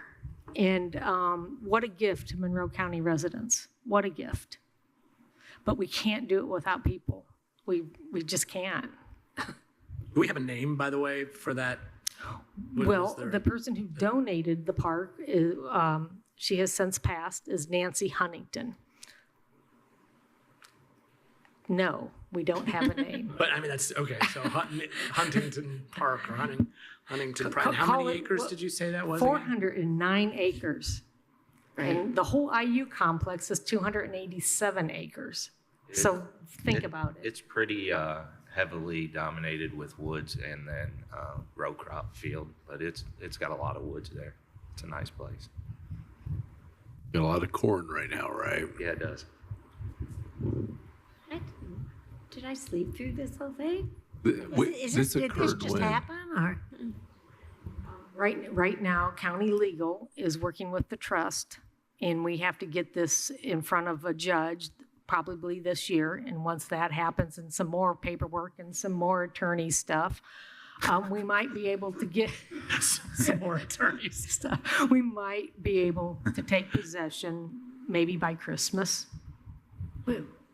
Maybe it's been in the paper and I just missed it. No. So could you give us a direction of where this park is? It is Moore's Pike in 446. It's so nice. I'm so excited. It's a beautiful. Everyone site. probably drives by it and says, wonder why there's not an apartment complex. Yeah. Well, here's the big thing. It's been a secret for 20 years. The owner told us not to say a word or we would not get it. Only a handful of people in county government knew about it, and we did not say a word. And then, unfortunately, she passed on, and the property is now working its way to Monroe County residents. Why is that? I keep thinking George Huntington. Is that? Did you say the last name is Huntington? Huntington. Nancy Huntington. Questions, Counselor Wiltz or Counselor Iverson? You first. The current use for the land is partially agricultural, as you said, and I think I heard that was a leased situation. So will that lease be up? Well, it's all up to the trust and the judge to decide if we can continue farming. And legal is also determining how to do the bid process. The airport bids out their farm lease too. I mean, if everyone allows us, we will probably continue farming for a very long time. Yeah, and you could do both things, have a park and farm. And well, and that's a whole other thing to explore, which is super cool. How much of it is wooded? Do you have an idea? I know you said a lot. Yeah, so it's, I don't know what, like 9 parcels, and several of the ones furthest to the south are probably about 50-50 woods and field, and then the ones further to the north are a little less woods, but is it contiguous? I'd guess 150 to 175 acres of woods probably. Yeah. It's at least 100. Is it contiguous? Yes, we have Jackson Creek that goes through the property also. Great. And we do hope, the city is aware of this, and we will be working with the city to hook this large parcel to a trail system. So That's awesome. So the folks, that are west of it, the folks that are north of it, there's a lot of housing additions, will be hooked to this large park, and hopefully maybe to the Beeline too. So what a gift for Monroe County residents. What a gift. Other comments or questions? Yeah, Councilor Iverson. Just so I have it straight in my head, because I do forget things, but we don't have a classification for this new position yet, do we? Yes. It has Same an as the- existing job description. Okay. So this is Oh, being yep. budgeted already at the lowest. At the lowest level. At the minimum coming in. Great. I didn't look at the line.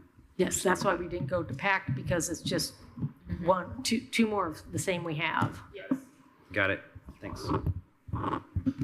One comment I wanted to make. First of all, thank you very much for all this, and I appreciate the description that you kind of opened up with. Having gone out to your facilities a number of times, and sometimes just on my own, sometimes with you all, it is amazing the scope of what you all cover. I want to say that I appreciate the request that you're making, and also when you were asked about 2 or 1, you know how you respond on that. I know that you've always been very mindful about the county budget in your work and deliberations, and I know that you've gone to great pain to make sure as a department head that you're honoring that alongside your board, and I know that's not always easy. I know that there's demands and needs and all that. It's always easy to tell the truth to the council and what we really need. It is easy. I think it is. Thank you very much. So I want to note that, and I appreciate that so much. And as we get to our goals, it's always helpful. Other comments or questions? I guess I'm going to make a motion. Council, I move we set line 10317 to parks maintenance technician to 0. Second. We've got a motion and a second. Just removing one of the two. Yep. We have a motion Leaving the and a other in. second. Discussion on this motion. I think it sounds reasonable, and then, you just have to see how things go. If you have this many more acres, you'll probably be coming back, and we're always love the parks, so. Councilor Wiltz, did you? It hurts my heart to not have everybody that you asked for, but I think it's the prudent way to go. Start with one, work toward the other one. Okay. Other comments? Councilor Munson? This is just an aspirational comment. I'm hoping that you and your staff can search mightily and see what sort of grant funding might be available out there to apply for to help with long-range planning for this park property. Kelly sure knows the grants. That's She does. you know she's going She to go does, after and everything. we'll help her. I can't, go ahead. Sorry, Marty. Well, I mean, I have a comment to make after we've voted on. Any other? Councilor Wiltz? Interestingly, and please correct me if I'm wrong, but from what I remember about your master plan, this area of the county city, because I'm thinking both city park and county park facilities, this is an area that was in need of green space and managed recreation. Correct. It's been in our master plan for 20 years. Yeah. So Wow. this is really just, you can't really overstate how incredible this is for the system. I hope you're okay that it's public now. Yeah. Be fine. Yeah. Well, and one thing I'll say is, and I've offered this before, when you look on the west side, between the trails, the park, and all those things, it is, if you would have told me as a child in this community that would look like that one day, I would have said, no way. And it's amazing. So when I think about the east side and potential there, which we often hear about, what about, is there anything for the east side? I think that gives me a lot of good hope for that too. So it's awesome. Not bad at all.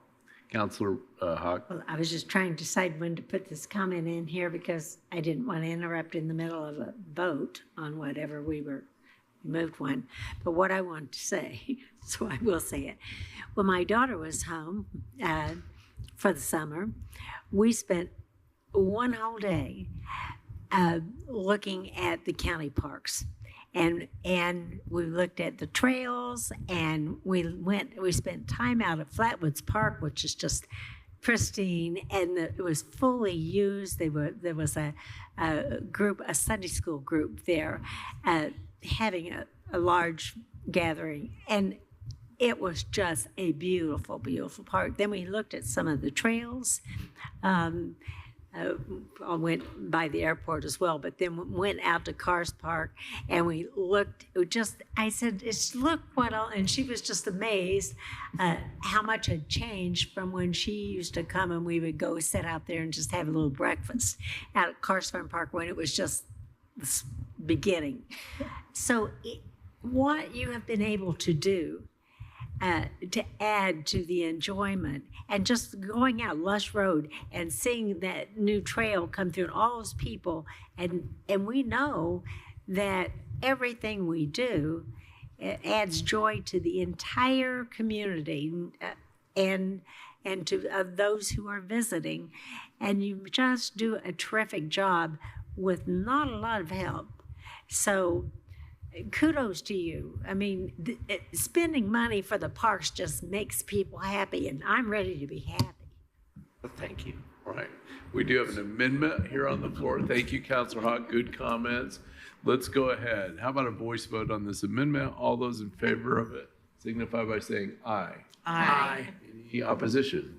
All right. The amendment's adopted. We have the underlying budget. And I think Kim Shell's going to offer that to us. Councilor Iverson. Yeah, I have further questions on the underlying budget. Awesome. Let me find it now. Maybe we could go to that, and Kim will figure out the bottom line when we restate it. Go ahead, Councilor. Parks folks, my question is in your services category, line 30045 Greenway Professional Services. What does this line fund? This line funds all of our tree care. We usually hire Bluestone to help us with all the large trees. It helps us do all the asphalt repairs. And usually after those two things, it's gone. So in order for us to keep up, because once the cracks start, we got to keep up on it, on the asphalt, or bad things are going to happen. And there are some cracks right now in the Limestone Greenway, but they're in the loop to get fixed. And Andy could probably talk more about the trees on the greenways. When we got all the greenways that we have now, we had a lot of dead ash trees, and you just have to keep taking them out. So that's what it's used for. So my follow-up question is, I just noticed that $0 was expended, and I was wondering why, but it sounds like it's because the contractors just haven't been available. Well, we have to wait for bat season to end to take any trees down. And the bats. Yeah, so we got to wait until the end of the year for that, and then normally when that happens, we're... I have not been on this body for very long, but I've never heard that as an answer before. Yep, they come out of hibernation during the summer, and then in the winter they go back to the caves, so you can cut the trees down in the winter. All right. Okay, Councilor McKim. I do have a question about the maintenance of the greenways and whose responsibility it is. So in particular, there's this new connector, from Bloomfield Road to Cars Farm Greenway.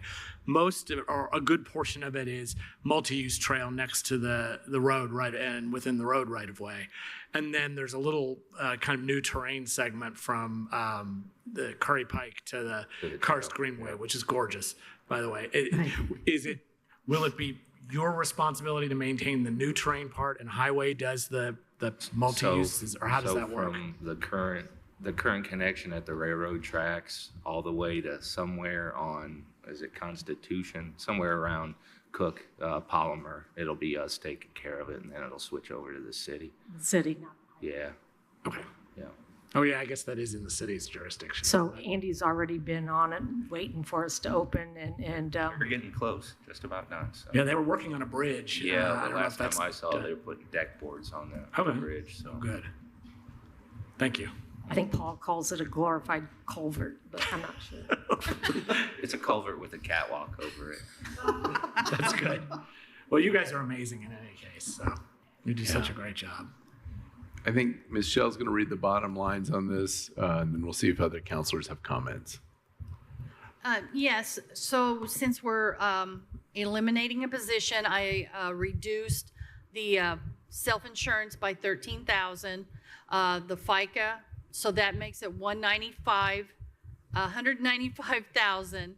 The FICA then it becomes 7492, and the perf is 111,678 with a new personnel total of 1,360,964, which then brings your total budget down to 1,805,114. Okay, thank you very much. Counselors, any other comments on this budget?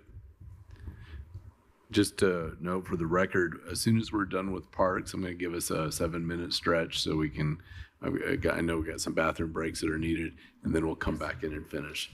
Any other comments? All right, seeing none, how about we go to a roll call? Counselor Munson? Yes. Counselor Deckard? Yes. Counselor McKim? Yes. Counselor Iverson? Yes. Counselor Hawk? Yes. Counselor Crossley? Yes. Counselor Wiltz? Yes. Motion passed unanimous. Thank you. All right, thank you so much. One more. Oh, no, we do. Oh, that's right. We always forget that one, don't we? All right, let's head to the next one. Council, I move to open for discussion and review Fund 1178-0000, Parks Non-Reverting Capital with a category request of personnel 0, supplies $14,000, services $23,000, capital $43,000, for a total budget of $80,000. Second. All right. Well, the reason why we put it up $20,000 is our cash balance is also going up. So when we have the park board's going to look at some park projects in the next year, they'll have some options, and that's basically it. Okay. Well, just so everybody knows, how does money get into this? Oh, I'm sorry. All the money that's collected here is from shelter rentals. That's it. That's about how much in shelter rentals we have. Well, it's our piggy bank, so we save each year. But, but we take in over $40,000 a year in shelter rentals because we've changed our format. We have made it more affordable for people because we've lessened the time they get the rental, which means more families can rent the shelter, that's but smart. everybody can afford it. And they can do their birthday party and go home. So it's no longer like the half-day block. Well, we do 3 hours on some, we do 6 hours on some, but not a whole day anymore. Okay, awesome. Yeah, that I remember reserving, and that was always a frustration. Other comments? All right, seeing none. Let's go to a roll call vote. Counselor Iverson? Yes. Counselor Hawk? Yes. Counselor Deckard? Yes. Counselor Munson? Yes. Counselor Wiltz? Yes. Counselor McKim? Yes. Counselor Crossley? Yes. Motion passed unanimous. All right, we will thank you very much. Now it's done. Oh. Yeah. Thank you. We'll take a 7-minute stretch and then come back for item 10, extension services. Counselors, we're going to come back together. And if extension friends, if you want to come on up, once I get all the counselors settled back down, we'll start. Come on up. Thanks for waiting. Sorry to keep you all waiting. We're trudging through things, and sometimes that makes us go a little slower. And then we just go slower. Council, I move to open for discussion and review Fund 1000-0011, General Fund Extension Services, with a category request of personnel, $152,084, supplies, $7,916, services, $233,990, capital, 0, for a total budget of $393,990. Second. All right, welcome, Odie. Good to have you with us. Hi, hello, good evening. My name is Adi Kwawa, and I am the County Extension Director for Purdue Extension here in Monroe County. And I am here to ask for an $213,490 for our contractual services. And a reminder, that is just an agreement the county has with Purdue University, stating that when the county funds us, in return we provide our services, providing programming in the fields of agriculture and natural resources, health and human sciences, and 4-H youth development, as well as additional services from our nutrition education program. And they work to address policy, system, and environment here in our county and help to remove barriers to food insecurity and physical activity, working with low-income families and also Title I schools. Right, thank you very much. We'll go to questions, comments from counselors. I know folks are still catching their breath from the break, so Counselor Will. I'm biased. I know this because I used to work for Extension in a different state. But I think this is the best deal going. Just saying. It's a great investment for what this tiny little office does. I mean, she was very succinct, but I can't imagine getting this amount of community involvement and support and programming for this amount of money. Thank you. We appreciate it. Awesome. Counselor Hawk. Yes, welcome again. Another joyous budget to vote on. I just want to say how much we appreciate everything that the Extension Office does. And what a great job by adding the additional new education. Well, let's see, I forget what you call it, education director, education, what's a new position, additional? It was an additional 4-H educator, which I should say thank you again for funding him. He started a couple of weeks ago, so he's still getting used. He's actually on campus now getting training for new educators. But I wanted to thank you guys again for funding that position. So he's ready to roll. He's been having busy nights and catching up and going to 4-H board meetings. So we're thankful for the opportunity to have that position. He's awesome. He is. But he stretched himself so far, it was just like he really needed that help because you just reach so many youth and they just stay involved through all those years. And then when they're out of school and moving on, they're still there supporting that 4-H program and all that it means. And so many people, it was funny, years ago, we had a council member who didn't understand, well, you could still be involved in 4-H if you lived in the city. Well, I lived in the city. I lived in Ellettsville. We didn't have room for cows and pigs, and if people thought, well, 4-H just meant it was like cows and pigs. No, it's a whole lot of things, and it's just a wonderful, good program for young people to be involved in, and we just appreciate it so much. Thank you so much. We appreciate it. Other comments or questions? Yeah, one of my largest regrets, not having been involved as a youth myself. A lot of envy. All right. Any other questions, comments? Let's go to a roll call vote. Counselor Welts? Yes. Counselor Hawk? Yes. Counselor Iverson? Yes. Counselor Deckard? Yes. Counselor Crossley? Yes. Counselor McKim? Yes. Counselor Munson? Yes. Motion passed unanimous. So much. Thank you. Thanks for waiting. Of course, through thank you. Our long agenda. Thank you. All right, we'll go to item 11, which begins the health department budgets. Council, I move to open for discussion and review Fund 1159-0000, Health Fund, with a category request of personnel, $830,925, supplies, $18,600, services, $124,850, capital 0 for a total budget of $973,745.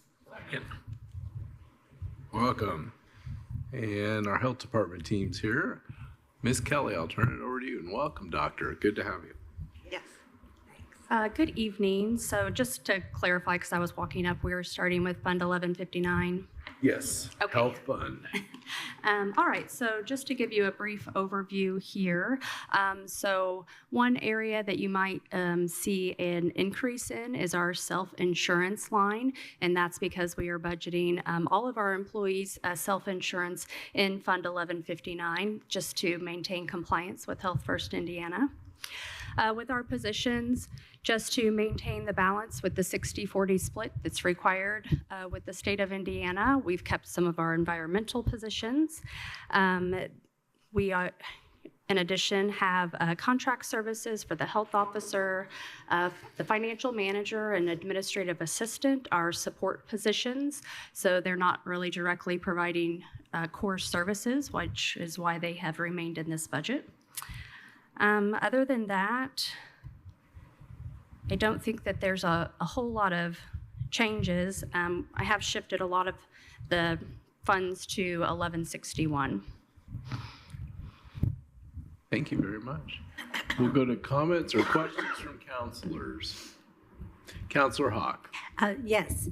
As you might know, I've spent a great deal of time trying to figure out the balances. I've been working, talking, so many calls to the auditor. I'm sure she wishes I'd leave her alone. But have you been discussing with her the fact that there might be a situation where if it would be allowed to put the medical for the jail, that medical contract in these budgets so that it would help for a match? And I think she's still working on that. We don't have an answer on that as yet. And have you been understanding, have you been working with that as well? No, actually, I was not aware of that until last evening. So I did reach out to the state this morning to try to get additional information on that. And I have reached out to our Board of Health president to begin that discussion. Right. Well, I mean, I talked to the sheriff's department. He wasn't aware of it either. And I didn't talk to the sheriff himself. So I don't know that he supports it. However, if it's like, I think the contract was, and I'm going by memory here, I think it to begin with was like 1.2, but he's told me that now they don't have a definite new contract amount because they're reaching out and trying to get new contract provider. They've not been delighted with the last one. So I think it's going to be, well, they don't know for sure. But it's going to be 1.6 or something like that. Is that what you're seeing, Auditor? 1.6 million. So instead of these dollars supporting the health department, that would be paying for the jail services? Medical? I'm sorry, I just somehow or the other, I assumed if it was going, okay, I see the hand going up there. Yeah, not in place of it.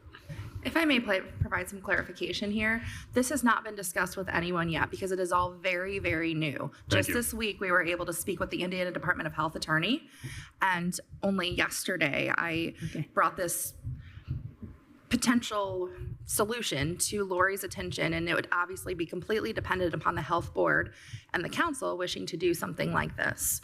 So it is very new. We haven't even finished investigating this yet, and which is why the other entities that could be involved have not been made aware yet, because we're not through the process of investigation and research. Right. Well, the only reason I mentioned it was because it was mentioned in a public meeting, and so I then thought it was well known by everyone. So I guess I won't ask you your opinion. If you're just now finding out, we'll work our way through it and see what happens. Councilor Munson's hand. I'm sorry if I jumped the gun, but during the sheriff's budget presentation, I raised this because I thought it was a great possibility for us to maybe find some savings in the sheriff funding without impacting the health department. And we'll just have to see where it all goes. Councilor What's McKim. possible. Yeah, and I just want to make it clear that even I mean, we all just learned about this possibility yesterday, but even given that, we're not talking about having the health department manage the budget of the jail medical contract or have it replace anything that you're already talking about. It is essentially, it's being talked about as a levy management tactic because we might need to move levy in that fund anyway that's not needed. So nobody is asking that this be put in the health department's budget. We have lots of funds where we have multiple departments have their own budgets within the fund. I'm trying to think about a quick example would be the lit special purpose where YSB has their own budget, but IT or tech services and the commissioners have their own budgets within within special purpose lit. That doesn't mean that those budgets are under courts. They're not. They're managed by. So what we're talking about, where nobody is talking about replacing anything that you have in this budget right now with the jail medical contract. So I just want to kind of clear that up. Nobody is talking about trying to replace anything that you have. No, and nor did I say that. Well, so would it be that that the taxes are not being put into the health department as they typically would, or that rate's being adjusted? So if I can just understand that better. Well, since I don't think that we know as yet, evidently, maybe this is a conversation that I shouldn't have brought up, but I thought we were all working on the assumption that it might help us not to have to come up with the additional dollars to have to put into the levy. Right, but it's entirely on the levy side, not on your budget It's on side. the levies. Well, then what we would come out of the frozen levy to put over there. Well, one thing I just want to add to the discussion, we're even on night 4 of 6 early in the budget and figuring things out, and it's always messy as the county council figures it out. There's an old tale about when Birch Bayh was a U.S. Senator. He figured out how to get funding for Jackson County by getting one of their creeks declared a national waterway. And as he did that, he got relief for his community and worked around the system to do it. And this council, in that kind of spirit, is always trying to figure out ways that we can balance our funds, do what we need to do, and be as creative as possible, much like we were with the public defender earlier. Councilor Iverson. Now that we have the clarification that we need to be on the budget, I have a budget question. Sure. All right. In your supplies category in this budget for environmental health, there's a reduction in the explanatory note. It says that's for food inspection supplies. Can you tell us what's going on there? Sure. So the reduction would simply be because additional funding has been budgeted in our Health First Indiana to kind of reduce the need in this budget. Great. Great. Other questions or comments? Yeah, Councilor McKim.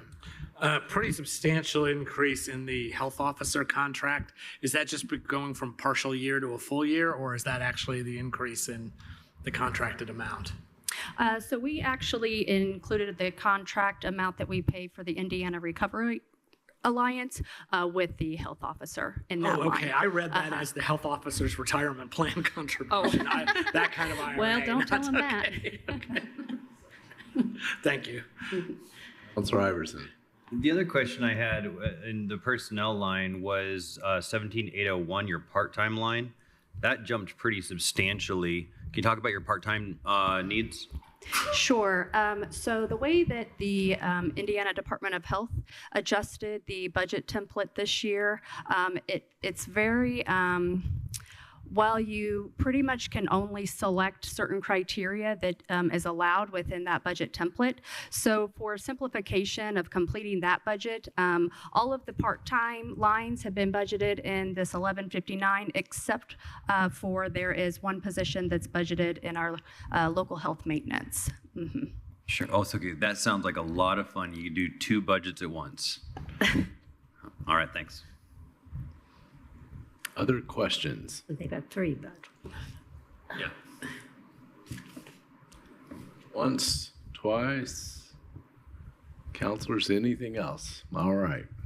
Well, if not, we will go to a roll call on accepting the budget as offered. Counselor McKim. Yes. Counselor Deckard. Yes. Iverson? Yes. Counselor Munson? Yes. Counselor Welts? Yes. Counselor Hawk? Yes. Counselor Crossley? Yes. Motion passed unanimous. All right, we'll move on to the next item. Council, I move to open for discussion and review Fund 1161-0000, Local Public Health Service, with the category request of personnel, $1,053,871, supplies, $611,199, services, $889,667, capital, $120,000, for a total budget of $2,674,737. Second. Right. Okay. So recently I began developing our 2025 priorities with the core services. So you can see these priorities listed on the Health First Indiana website. Just to provide a very brief overview or some highlights of that, with maternal and child health, we are actually very excited for the new position that was recently approved in implementing evidence-based programs. For our school health liaison services, we are looking to increase and implement evidence-based initiatives focused on vaping cessation and education, bike safety, general home safety, and suicide prevention. Trauma and injury prevention, we partnered this year with the City of Bloomington Parks and Recreation to address injury deaths related to drowning. So we are looking to continue that program and possibly expand it. Chronic disease prevention, partnering with the YMCA, providing lunch and learn educational programming related to chronic disease prevention. Access and linkage to clinical care, fund patient transportation services, provide referral services and linkage to care for those with a history of domestic violence and substance use, fund contract services with HealthNet to provide on-site health services to support the Wheeler mission. Just a few more highlights here. Infectious disease prevention and control. So continue our disease intervention testing services and looking to expand that program into offering a walk-in STD clinic that would operate the same hours of the health department, and incorporate that with our maternal and infant programming. So just to then provide, I guess, just a brief overview of the individual line items. So we have 16 full-time employees budgeted in this fund. We are still pending approval of, I think, the one position, the Director of Public Health Preparedness. If that were approved, that would be budgeted in this account. We have placed a large portion of funding in medical supplies to both support the health department programs and to help support our community partner programs. Some of these examples include life jackets, sleep sacks, hygiene kit supplies, tobacco and vaping cessation items, our radon testing kits, fall prevention supplies, blood pressure monitors. And other supplies, we are increasing the funding for environmental operating supply costs and the maternal and child health supplies. Funding has been added in software to support additional online software needs. Our foods program is looking at implementing an online food inspection program. And we have $245,000 currently budgeted for potential partnership service contracts that have not been yet finalized. Okay, thank you very much. Questions or comments from council? Councilor McKim. So first of all, did you say the maternal health position is in here? I don't see that. It's not, okay. Yeah, so it will be added. Okay, so I guess I'm just trying to figure out how we're going to merge or what the process is going to be for incorporating the changes that we did make yesterday and that we might make at the next meeting. So I've submitted the full amount for the budget, so those are in the budget for the state. So what we would need to do, from my very limited, I guess, understanding of this, is that the county would do an additional appropriation for that on the county side. Or might we be able to incorporate it before before we do final budget adoption? I mean, it seems like if we've got some changes in the pipeline, we ought to just go ahead and make those changes before, I mean, we have months before budget adoption, right? Or at least a month and a half, I guess, before budget Right, adoption. and what we did last year, which I think is how we ran into some trouble, was we added these positions with a budget before there was actually people in it, and so they ran into some reporting issues.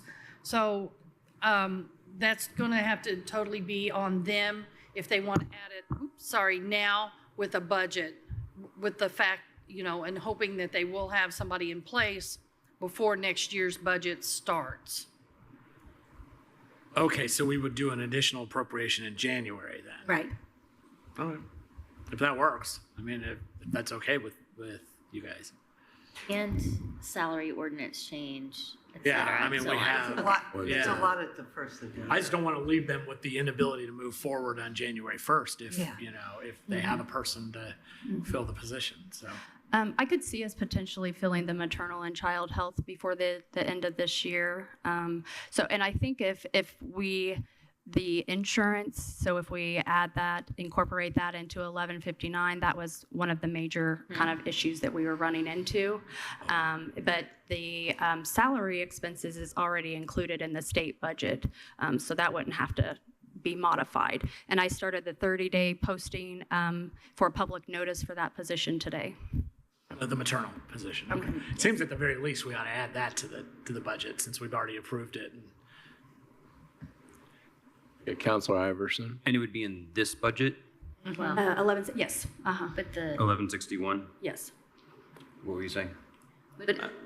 Wait, I thought you said 1159. 1159. In the health fund? No. We have to do the insurance. That's really kind of the most important Yeah. from our perspective to get that covered is what I'm Okay. thinking, right? Yes. And you're saying Because you've got- 1159 would have to have that insurance, but the salary and everything is going to come out of 1161. Which is how all of those are. Right, all your Correct. positions, Yeah. So we have to go back and amend 1159. The previous one, which I think we should go ahead and do so that because you're not going to run into a payroll problem January 1st. No. Waiting on us. So we can do the other stuff whenever. But Do we want to do that after we complete this budget, or do we want to hold that for a cleanup night? Probably after this one, since we've got a Yeah. motion. I wonder if we could do the assistant director position for vital records as well then, because I started the 30-day notice for that. So that was were those the two that we passed last night? Yeah. Yeah. Yeah, those are the two last night, yeah. The auditor, did you have something? Sure. I sat in on a meeting with the Indiana Department of Health and Ms. Kelly, and the only issue with reporting was the self-insurance, because with the county budget's at, we sweep it all regardless of if the position is filled or not. And for the reporting for this Health First Indiana funding, every dollar spent has to be tied to a core service. So if that position is not filled, you can't tie it to a core service, is my understanding. So that's what the separation is going to solve our problems. Would a 5-minute recess give Kim enough time to get the information so that we could add both of those positions in? Yeah, that should work. So we're going to add two lines here in this budget. And then 2 because you full-time can- insurances in 1159. Exactly. That's right, yeah. Okay. Yep. So what we will do is we will stand in recess as we figure that out and come back together in about 5 minutes. Okay? Thank you.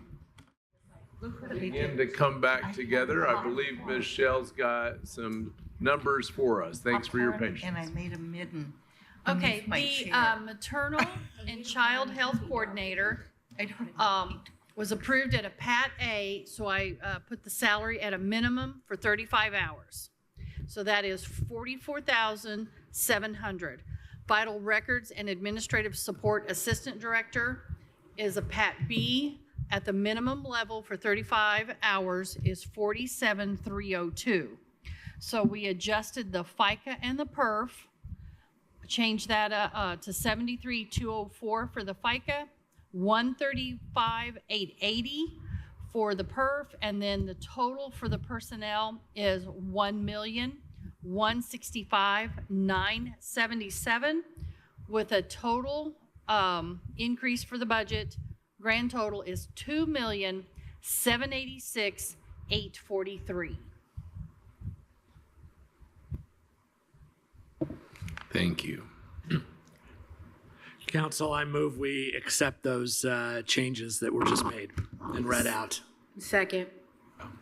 Thank you, Michelle. Appreciate that. All right, so we've got those changes. And so just to make sure I'm on the right track here, we are still in local public health service for discussion and adoption. Correct. Yes. And I just made a motion to change, so we should vote on that. All right, so we've got this motion to change that for Counselor McKim. Any further discussion?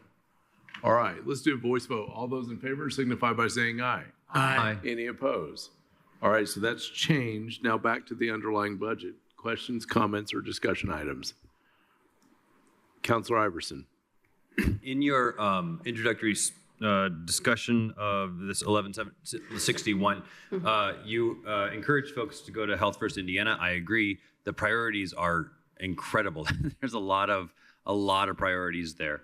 And I wanted to stick with the maternal and infant health categories, both in the priorities there and in the key performance indicators that are set by the state. For the mortality rate, there's no mention of the racial disparity that exists in Indiana. Mm-hmm. And I was wondering if that language could be included in some of those priorities you've listed there, or are those priorities already set? No, these definitely can be changed, and these will be adjusted while we are currently working on creating our KPIs for 2025. So each division and section within the health department must have those established by December of this year, and then we will update this list according to that. Great. Yeah, I look forward to seeing that. Okay. Other comments or questions on this budget? All right, seeing none, let's go to a roll call on accepting this budget. Counselor Crossley? Yes. Counselor Hawk? Yes. Counselor McKim? Yes. Counselor Iverson? Yes. Counselor Deckard? Yes. Counselor Munson? Yes. Counselor Wiltz? Yes. Motion passed unanimous.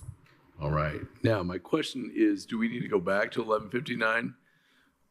All right, so counselors, if, unless there's an objection, if we have unanimous consent, we will reopen 1159-0000 with the health department.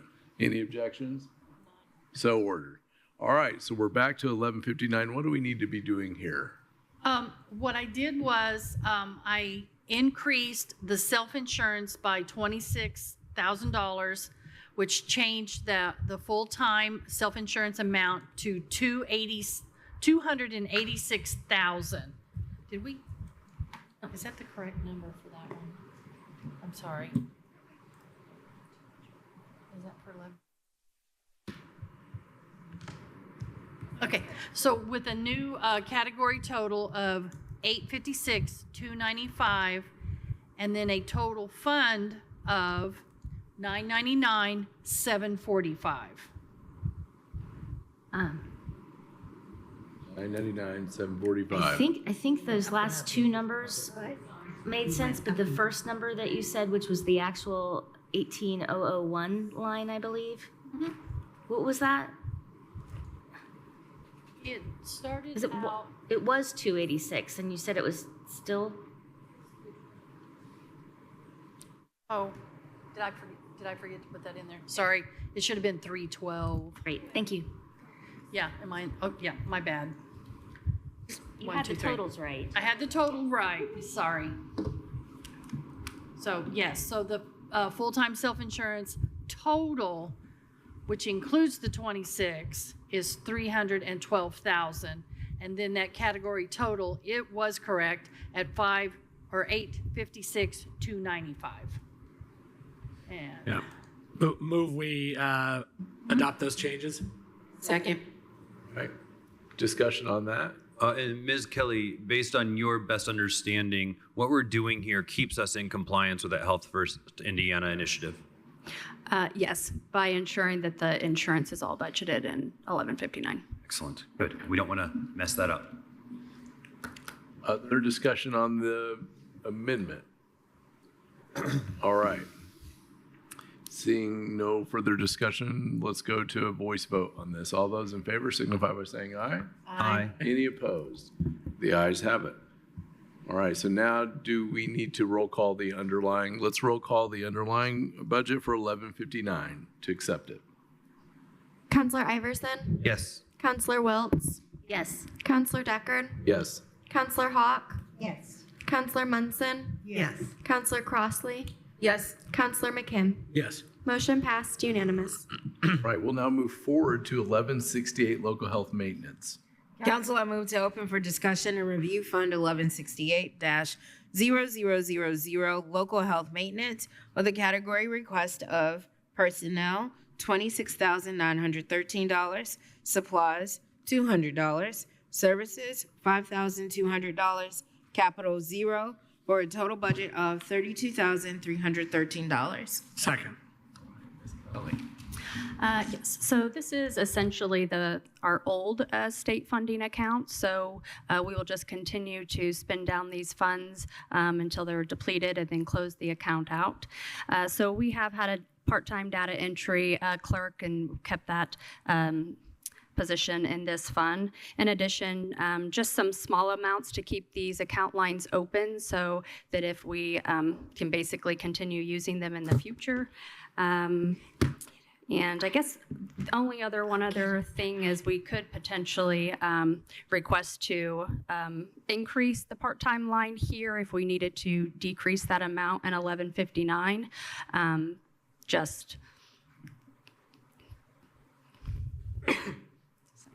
Okay, let's see what counselors think. Any comments or discussion or questions? Counselor McKim? Oh, I guess I'll take you up on that. How much? I mean, I think we could probably do half. I think we could do like 100,000. I mean, I think we have, according to the records today, I think there's around $430,000 in the cash balance. Okay. Yeah, 430, 237 with the unexpended balance being 16,000. So that would be approximately 428,000. So in 1159, how much was the 145, 600. 145. So if we just moved 100,000 from that, okay. Yeah, I think that would be totally fine, just that clear-cut number. So I will submit paperwork on this to the state for approval a little bit later this year. I haven't actually gotten that information yet to be able to do that. Council, I move we amend line 17801 part-time to $125,000. Second. All right, we've got a motion and a second. Any discussion on the amendment? Counselor Iverson? This is great. Thank you for suggesting it. This is two birds with one stone. It's nice. It is. Absolutely. Helpful. Any further discussion? Let's do a voice vote on the amendment. All those in favor signify by saying aye. Aye. Any opposed? All right, amendment is adopted. Back to the underlying budget. I have to fix the FICA. So, one moment. FICA shall be fixed. It is so And then done. we'll go right back to 1159. I know. It's Groundhog Day. You just go right back. But to take it out of 1159. It's like a board game. You go up to one and go out. Yeah. From now on, we should do 1159 last. Last, right. That's right.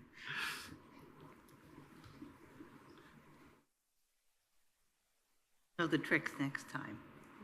We'll hold 11:59 just in case. For anyone watching this at home, this is a brand new experience for us. We've not had to do this kind of a budget for the health department in the past. Well, and for every county is that's like- opted in, this is It's like little cups with peas under them that we're moving around. Did you tell us that every county opted in? Did I hear that? Yeah. Okay. Yes. Mm-hmm. It's pretty amazing. on Health First Indiana. There's still a map of Indiana saying if your county is green, you've opted in, and every county is green. Yeah. I will say this, in talking to some of the other counties, they were shocked at how much money they were going to have to put in for their match. So I expect you're going to see some counties backing out because they just can't do it. Sure. Okay, so I changed the part-time line to 125,000, increased the FICA to 9,563 for a total personnel of 134,563, and then changing the overall budget to 139,963. Council, if there's no objection, we can accept the numbers as read. None. No objection? Thank you for that suggestion. So ordered. All right. And now for the And so now, any further discussion on the underlying budget? Let's go to a roll call on that budget.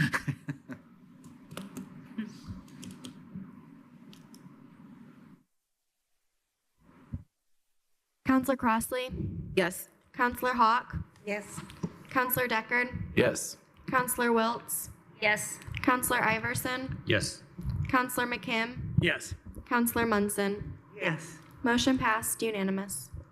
So we'll hold 11:59 towards the end per Councilor Hawk's suggestion, and we'll move to 12:06, I believe is next, Indiana Health Trust Fund.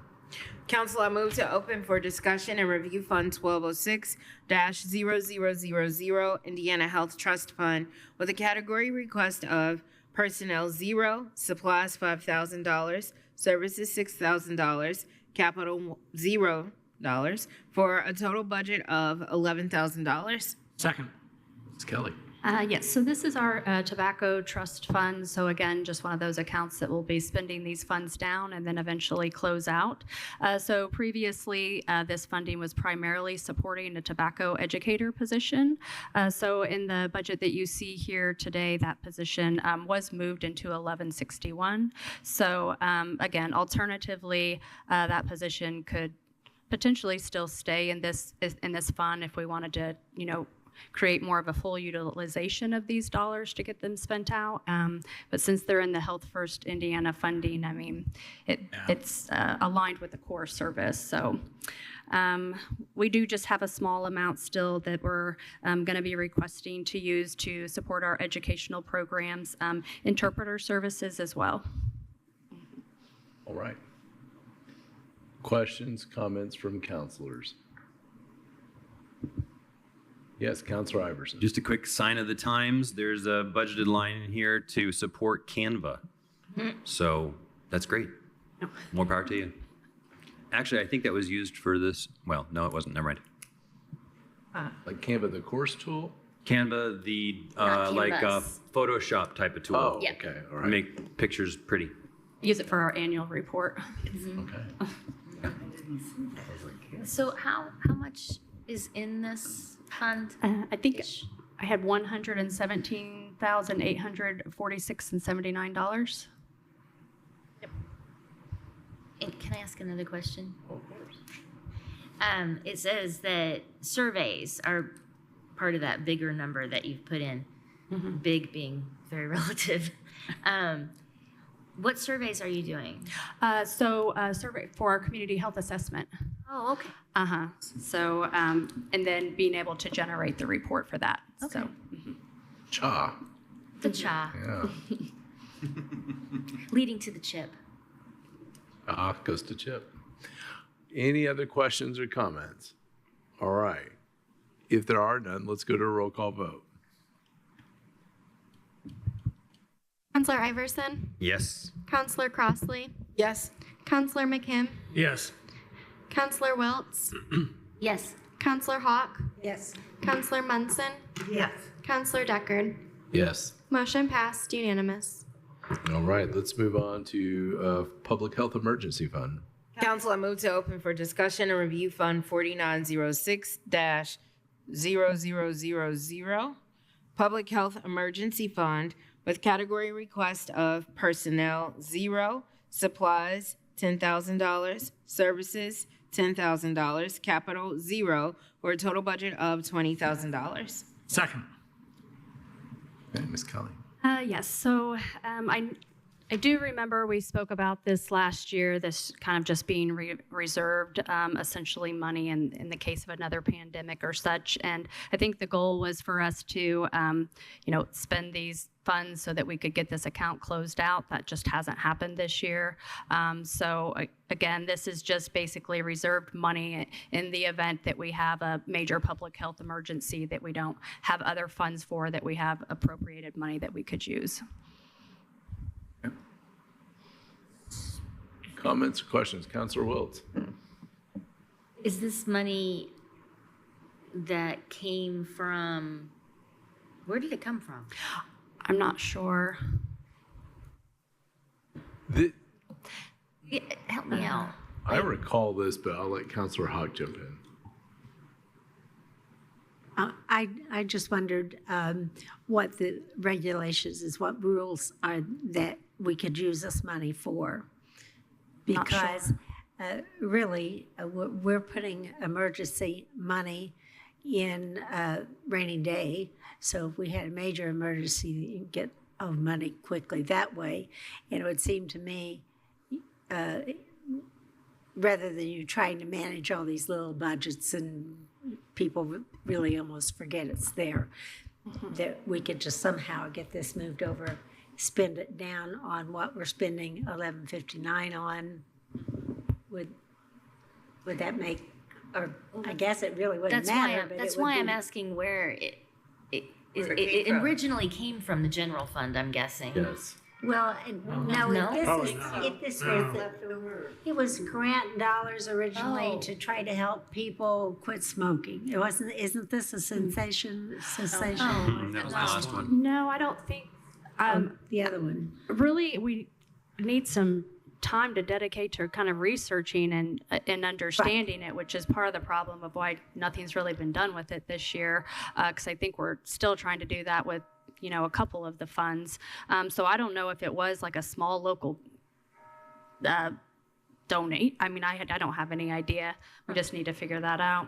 I recall this being a budget item that was meant a couple years back, so it's about 2 years old, was meant to put money aside for contemplating, planning, memorializing the pandemic, and hopefully planning for the one that we'll never, knock on wood, have again, and sort of having that kind of money. Now, what I'll say is, if it's not doing anything with that, then that's not getting done to that need. But I recall that a couple years ago beginning to think about the next threat from a local perspective, what we would do. Mr. President, was that the one that was used to try to advertise where the next set of shots could be received and so forth? I don't remember. That might have been part of it. Why don't we just, let them do some research and figure out if there's anything because, That was my comment. Speculating. Yeah. All right. So do we have a motion on this, or do we want to leave it as is? I'd leave it as is. Until we hear anything. Until we hear otherwise. All right. So with that, no further comments. Let's go to a roll call on accepting this budget. Counselor McKim? Yes. Counselor Iverson? Yes. Counselor Deckard? Yes. Counselor Wiltz? Yes. Counselor Munson? Yes. Counselor Hawk? Yes. Counselor Crossley? Yes. Motion passed, unanimous. Right. And counselors, I believe that will now allow us to reopen the budget for 1159,000 to do any further work. So I'll offer we open that if there's no objection. No objection, the budget is back open. Move we reduce line 17801 part-time from $145,600 to $45,600. Second. All right, we've got a motion and a second on this. Any discussion? All right, let's go to a voice vote on that. All those in favor signify by saying aye. Aye. Any opposed? All right, the ayes have it. And so any other further comments on that? Well, we need to read that new line, so we'll give it a second.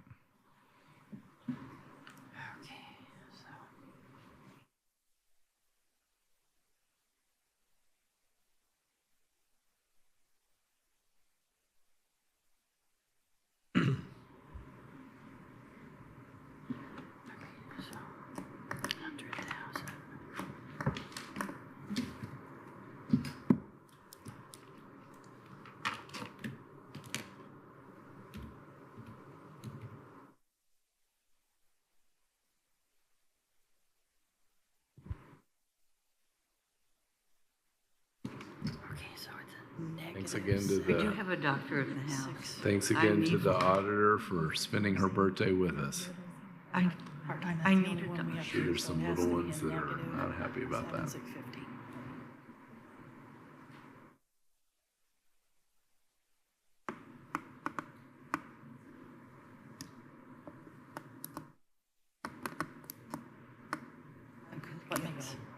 I don't have any choice.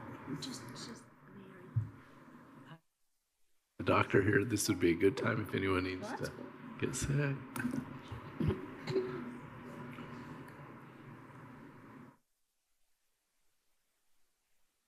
My new balance here. No, if I'm sitting, I'm okay. It's just walking that I'm so. Perfect.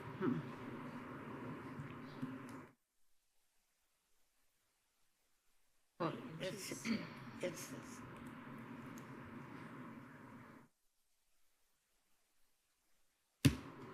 Okay, and then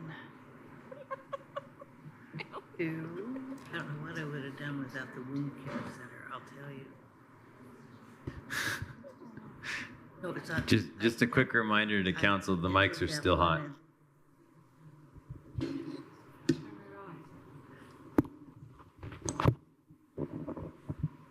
Okay. Oops, move that. Okay, so part-time was reduced 100,000. So the new amount for part-time is 45,600. This only affects FICA, not PERF. So FICA then was reduced by $7,650. So that new FICA amount is $24,790 with a new personnel total of $748,645, which then takes us to a new fund total of $892,095.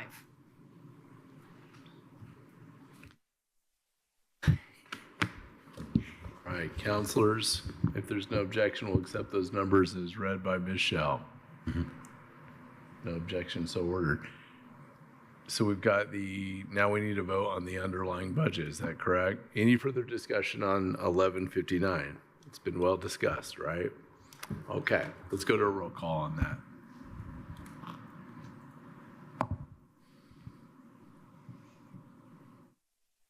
Counselor Wiltz, Yes. Counselor Iverson, Yes. Counselor Hawk, Counselor Deckard, Yes.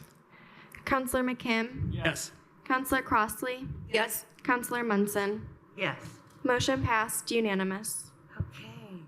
Right, I think that's the last of the health requests, so thank you so much. Thanks. Thank you. And this is the last item we have for tonight. We'll be recessed until our next budget hearing, the 5th one, which will be Thursday, September 12th, 2024 at 5 p.m. here in the Nat U Hill Room.